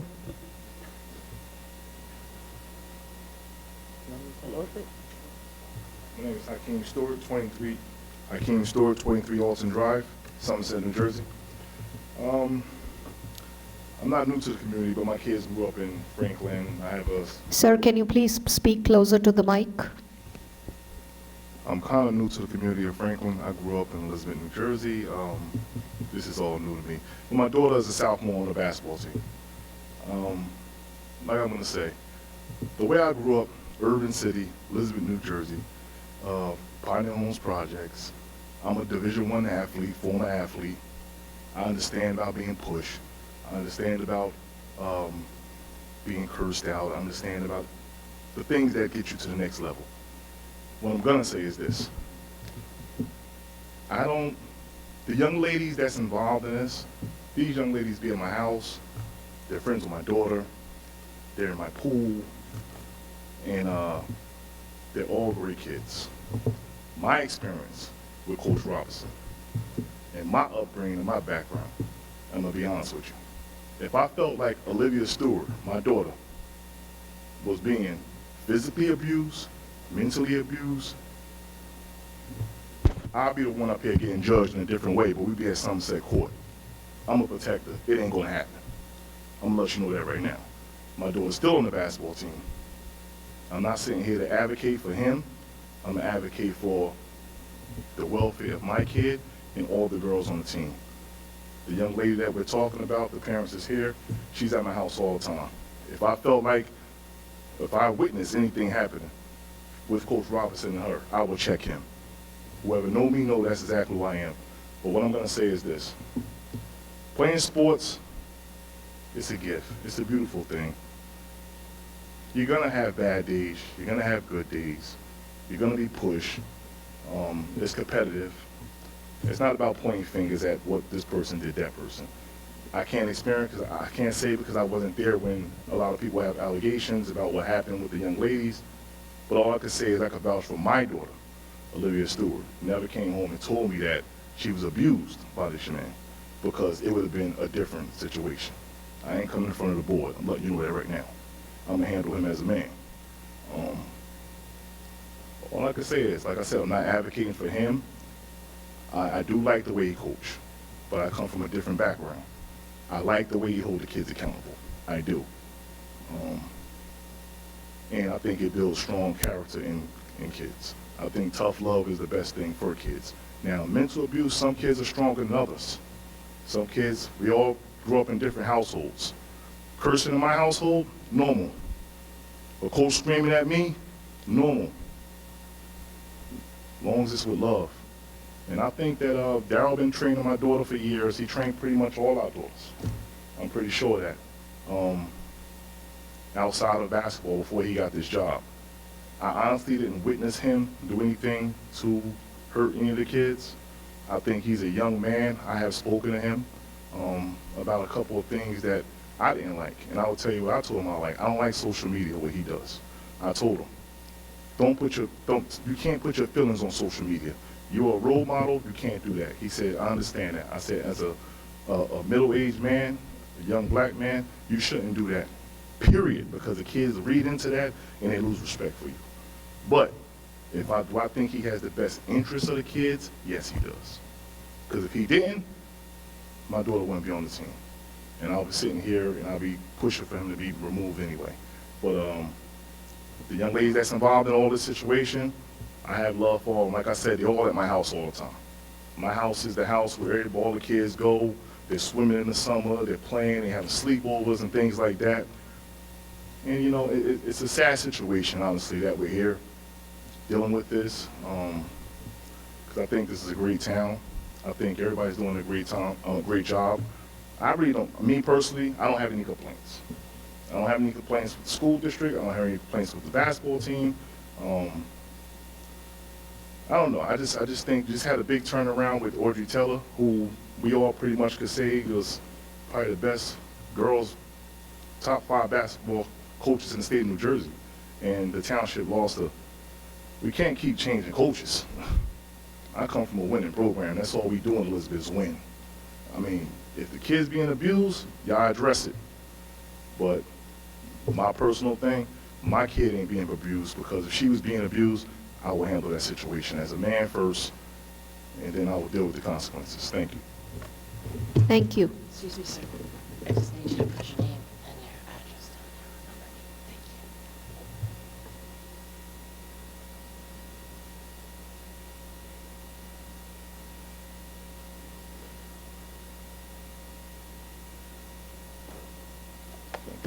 Thank you.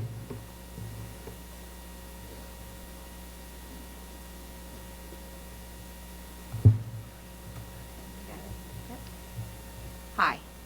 Just wanted to say that I played D1 in college. I might not look it. I did, though. I played D1.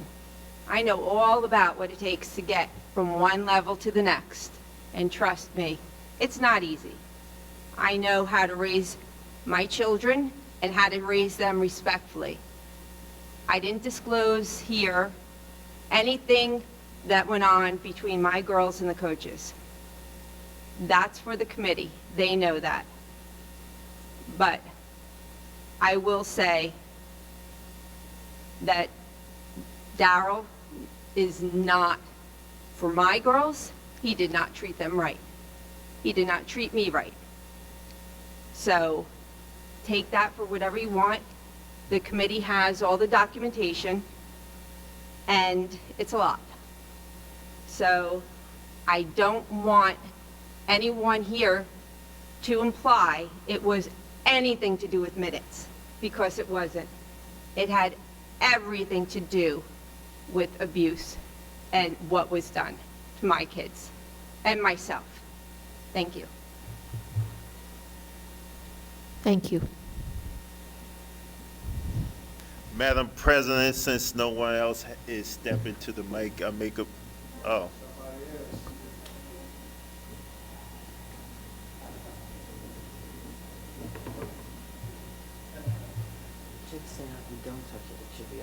Okay. So I just wanted to, I did speak to everybody here at last meeting, but I'm just going to reiterate what has occurred in terms of timeline. I know everybody here got my 4.5-page letter of the documented abuse, and I understand every girl has an experience because some girls are raised differently. I raised my daughter to be what we call coachable today, and what I'm learning is coachable means vulnerable. And therefore, she's going to do whatever it takes to make that coach happy. Even when that coach confuses her and she doesn't know what to do, she blames herself and she internalizes it. If we all know psychology, we all know that there are people that are extroverts and introverts. My daughter's an introvert, so she takes everything in. There's many girls on the team that are extroverts. Also, we also know that there are many girls that quit the team. There is at least 6 that I'm aware of since Darryl has been hired. Due to this reason, I've spoken to parents, and it is due to the mental abuse. There's one student who quit the team last year. She had constant panic attacks. The panic attacks have stopped. Another senior, there are seniors that graduated too that won't even talk to the coaching staff, which tells you something. There are seniors that chose not to play last year because of all of the abuse from the coach and the way that he talks and demeans the girls. There's a difference between tough coaching. My daughters have tons of tough coaches, and that's great. I love a tough coach. There's a difference between a tough coach that's going to teach you something and raise you up versus someone who is going to continue to belittle you and make you feel like dirt. You say, oh, I have a question, and he talks to you like you're dumb. That's not acceptable. That's not coaching. That's abuse. And there is not a fine line. It's a very black and white line, and this is not coaching. If you look at the game on December 22nd, I encourage you to watch that game. Half the team was in tears. That's not coaching. You don't tell the girls, pass the ball 20 times before you shoot. If you shoot the ball, you're benched. What kind of coaching is that? I've never seen that before. Not on college, not in high school. You don't do that. That's control. Abuse is about power. Abuse is about control. He wants to control the girls because he is a serial abuser. And that's what we're hiding behind. This goes back to middle school. There's girls that didn't play in high school because the seniors and juniors, there's people that transferred out of district that I spoke to, that signed my petition that I sent to you. They're now playing in college successfully, but they left Franklin Township because of the abuse. So I encourage you to just research it. Talk to people. There are people in this room. They may not speak up. There are people watching. There are many private messages I received, text messages I received. Everybody's scared of retaliation because that's what happens in this district all the time. It's corruption and retaliation. So at this point, research it. Have somebody look into it. My HIB has been denied even though I have proof of everything. And I have watched a video of my daughter being screamed at 3 different times, and that's just the part that wasn't cut. My daughter's at the point she won't even look at the coaching staff. She looks through them. She can't even handle it that she won't even acknowledge their existence anymore. That is a sign of an abused person. And also for the record, have we changed AAU teams?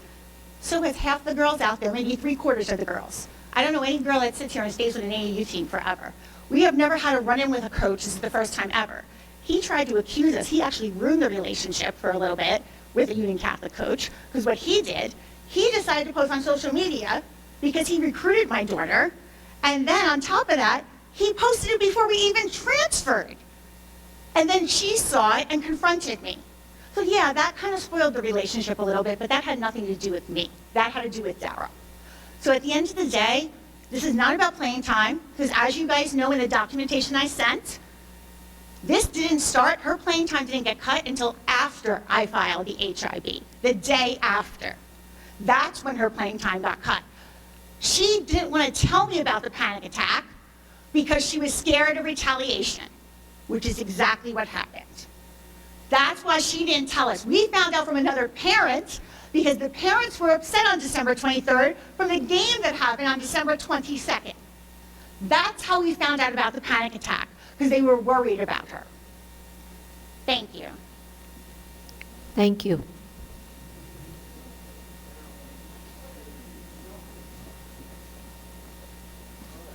Okay, I'll let you.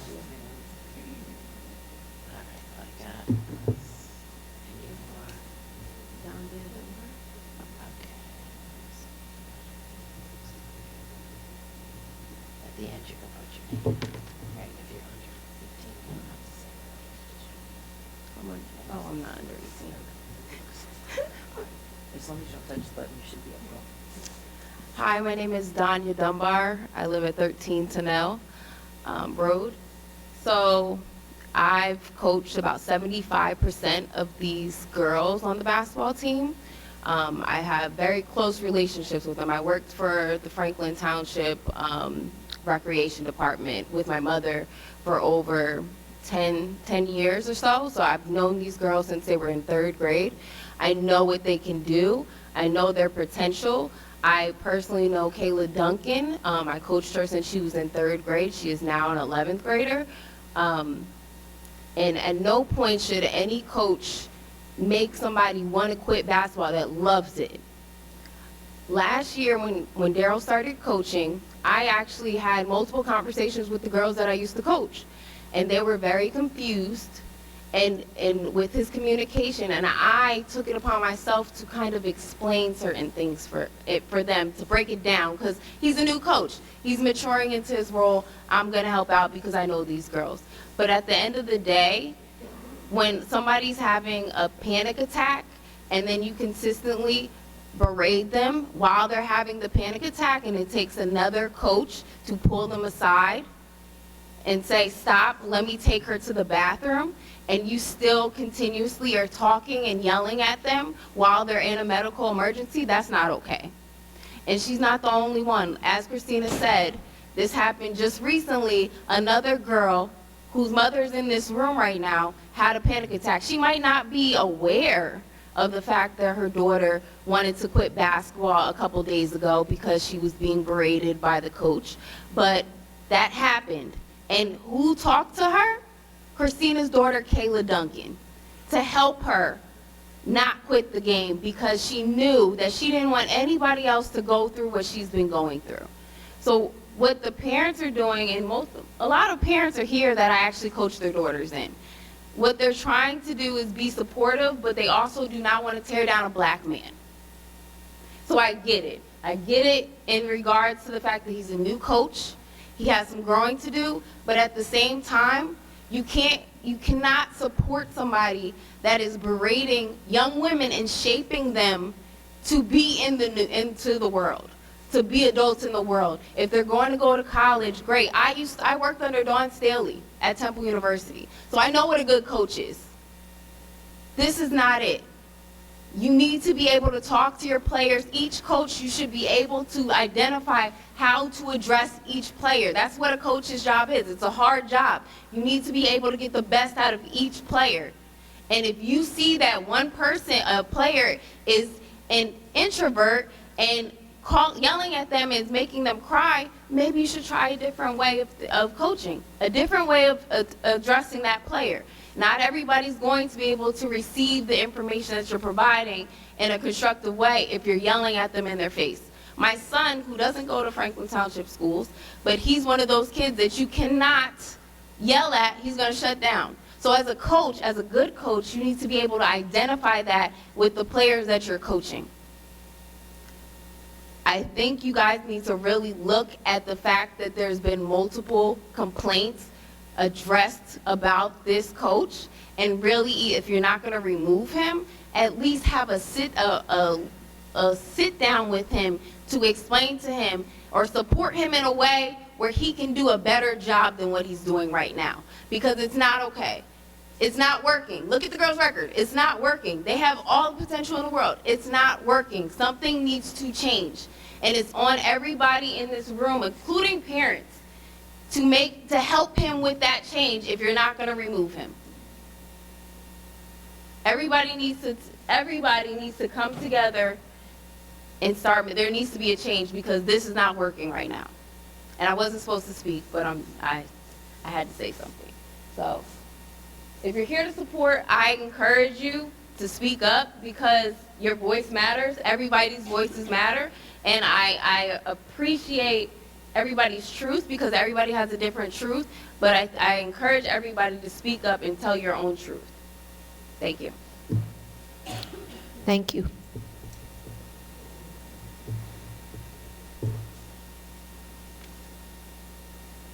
So, seeing no one else, this is your last chance. I move to close the public session. Motion to close by Bill. Can I get a second? Seconded by Dennis. All in favor? Aye. Okay, public comment is now closed.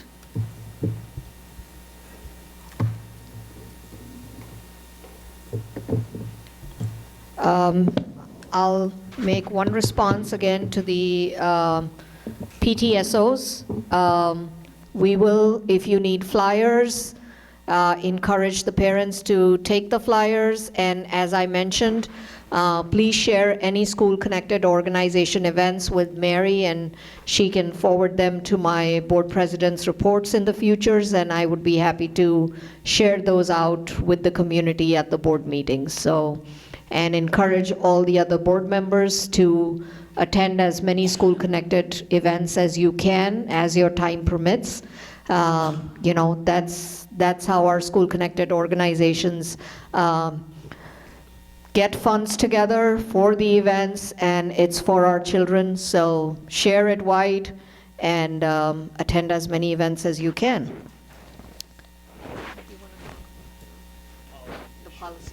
So Dr. Ravali will address the policy question. Was it Mrs. Anderson? Where did she? Mrs. Anderson, that is not an NJDOE policy. Actually, that was a recommendation we had made through our security office, and that was based on the Appalachia High School shooting in Georgia. I'm not so certain if you recognize what happened there, but that child went to the bathroom, Algebra 1 student went to the bathroom, retrieved a gun, came back. That door was locked, the classroom he came back to, knocked on the door, student saw the gun, wouldn't allow the child in, but the classroom next door, the door was open, and that's the classroom that lost the lives. So we had shared shortly after that in September, actually, when Mr. Wilson was still here, we visited with all of our principals, and one of the things the fire marshals also want is classroom doors shut. And I know that's difficult sometimes for teachers because they like to have their doors open, but the whole intention of doors shut in a school and how schools are built, the walls go all the way up to the deck, the ceiling, so that God forbid a fire breaks out in one classroom, it's contained in that classroom, and the corridors stay open so that students can get out of the building. But anyway, that's why classroom doors are supposed to be shut, and that really was a recommendation that we made to the principals based on what we learned in the Appalachia High School Georgia shooting. And not only us, but a lot of other school districts made that same recommendation. But it's not an NJ Department of Education policy. Thank you. And as I mentioned during public comment, we will not be making any comments on the children and the HIB issue because it's a personnel matter and it's, something that we cannot address. And with that, we'll move on to good of the order. Nick, would you like to say anything? First one tonight, huh?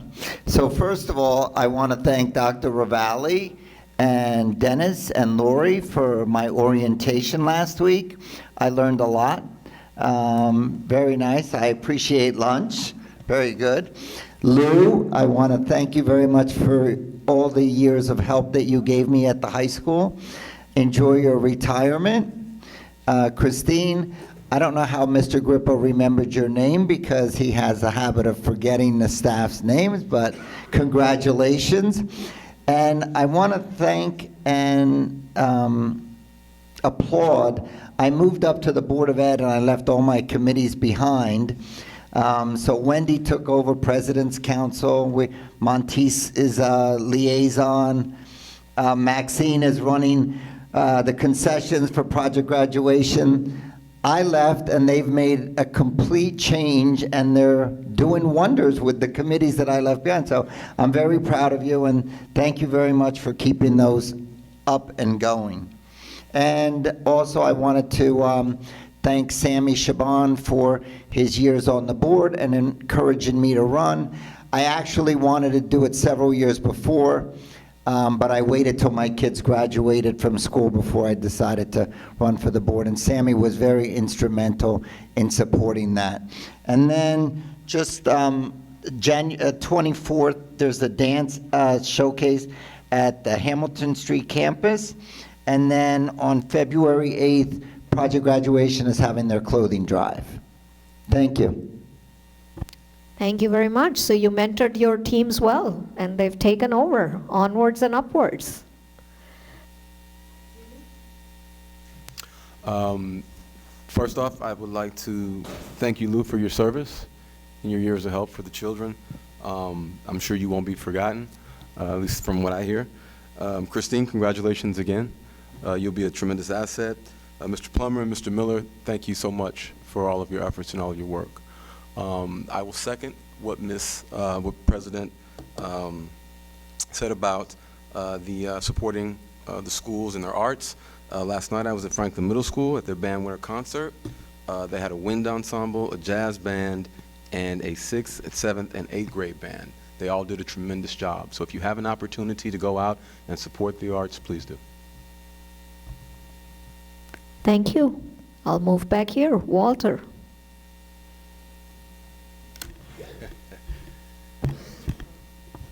I don't have one tonight, actually. Lou, it's been a pleasure. I've worked with you on a few negotiations that we've had.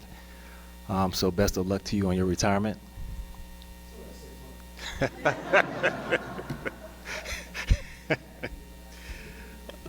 Mr. Miller, Mr. Plummer, congratulations. Continue to do the great work that you guys are doing. Christine, congratulations. I know you're excited about this position, and we're excited to have you. And my last thing I just want to mention, just my thoughts and prayers for Antioch School in Nashville. Apparently there was a school shooting yesterday, so it's just January and we're still at it again. So my thoughts and prayers to those families and friends and those kids who are once again dealing with something that we continue to deal with in this world. So my thoughts and prayers are to all those in Nashville. And that's it for me tonight. Thank you. Erica? Yes, a lot has already been said, so congratulations to the honorees tonight, and congratulations to Christina. We're very proud of you. And I also want to thank Kalia Wallace. She is the coach of the Franklin High School dance team and competition dance team. They've done a great job. They're raising money for the competitions that they have that they'll be attending this year. And one of the things that they did to raise money was open up to Franklin students, elementary and middle school students, to participate in Franklin Junior dance team. So they are offering classes. They do it in a couple of week bunches, and my girls have participated and had a blast doing it. They got to, it's their claim to fame at this point, they got to perform with the Franklin High School competition dance team during halftime at the boys basketball game, and it was a very big deal to these young kids, and I just want to point out what they're doing. The dance team is doing a great job, and hopefully we can all support them in their efforts. And that's all I have. Thank you. Nancy? Well, since Walter doesn't have a quote, I had to quickly look for a quote, and mine is on gratitude. So this is basically to you, Lou, for like your gazillion years of service, and to you, Daryn, for all that you've done, and to Justin for all that he's done, and Dan, your love of Bruce. So as we express our gratitude, we must never forget the highest appreciation is not to utter words, but to live by them. And that's by JFK. So other than that, I'm going to piggyback on what you've been saying, probably what y'all have been saying, so I'm making it brief. Thank you. Thank you. We'll go to Bill. I think Nick's going to be a talker, so you better watch out. You thought you had a problem with me. You didn't shut up. Jeez. Anyway, Dan, if you could send me an email with Princess's information. I'm on the board of directors of the MLK Foundation, and I think she'd be a great asset for next year's breakfast. This year's breakfast was fantastic. I encourage all the administrators, all the Board of Education members to attend the breakfast. It's a day off. You should be there. This is the one singular event in Franklin Township that speaks directly to the message of Dr. Martin Luther King Jr. And you need to be there. You need to put it on your calendar and be there. Many of you were there that I'm looking at. It was fantastic. Many of our teachers and our students participate. Just reflecting for a moment, I've had 5 kids go through these schools from K to 12. They're all super successful. All I could say is nothing changes, but everything changes. Everything I heard tonight, nothing changes, but everything changes. It's how you come out of it as a human being. Respecting one another, lifting up one another is the message. We have to be very careful. And now, you know, now that I'm the senior member of the board, and I will be talking a lot this year until I retire. So the board better get used to it. But it'll be peaceful. and I'll let you know what I think. We're going to have a good year. The board works well together. But there are issues that we're going to have to confront because we cannot duck what's going on the national level. That's it. Okay, Dennis. Mr. J, Christina, like you said, I'm not going to say congratulations on your retirement because you still have some time to go. So keep doing what you're doing. Christina, congratulations on your promotion. You'll be a fine tool for the students to use. So congratulations. It seems like every other month, Daryn, we saying, patting you on the back. So you just keep, you and Justin just continue that role of having those students look up to you. And other than that, Bill rightfully stated with MLK and his dream and the dream that is instilled in here in the United States. And the next time we meet, we will be in the midst of Black History Month. So embrace and go out and go to those events that you can make, but have a good rest of the month. Thank you. So I wanted to be brief, but I guess I need to add a little extra to my comments tonight.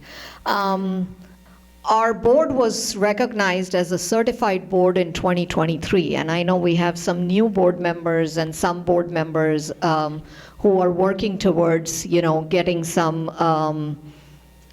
credits through the New Jersey school boards, which is a great accomplishment. And county school board association meetings and New Jersey School Board Association meetings are the only way that we get professional development credits. And Bill had mentioned at Martin Luther King breakfast that Ava Naj, who passed away, had become a certified board member, or master board member, or certified board leader.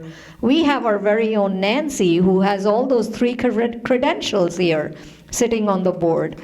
And round of applause, of course. And yours truly self has 2 of those 3 certifications as well. And I think we should all, get some of those webinar series, because all of those things don't have to be in person. We can attend them virtually as well, and maybe try and strive to become a certified board again in 2024. And I know with Nick, you coming on the board, you'll have some mandatory trainings, and Dennis and Jimmy and Erica, the 3 R's: roles, resources, responsibilities, mastering school finance, policy development, annual goal setting for the district, the board's appraisal responsibilities, role in the annual budget. These are all webinars available on the website. So whenever you're like eating lunch, just turn it on and listen to it, and you'll get a credit for just listening to that. So that's my take, about that. And I want to end with something on a positive note.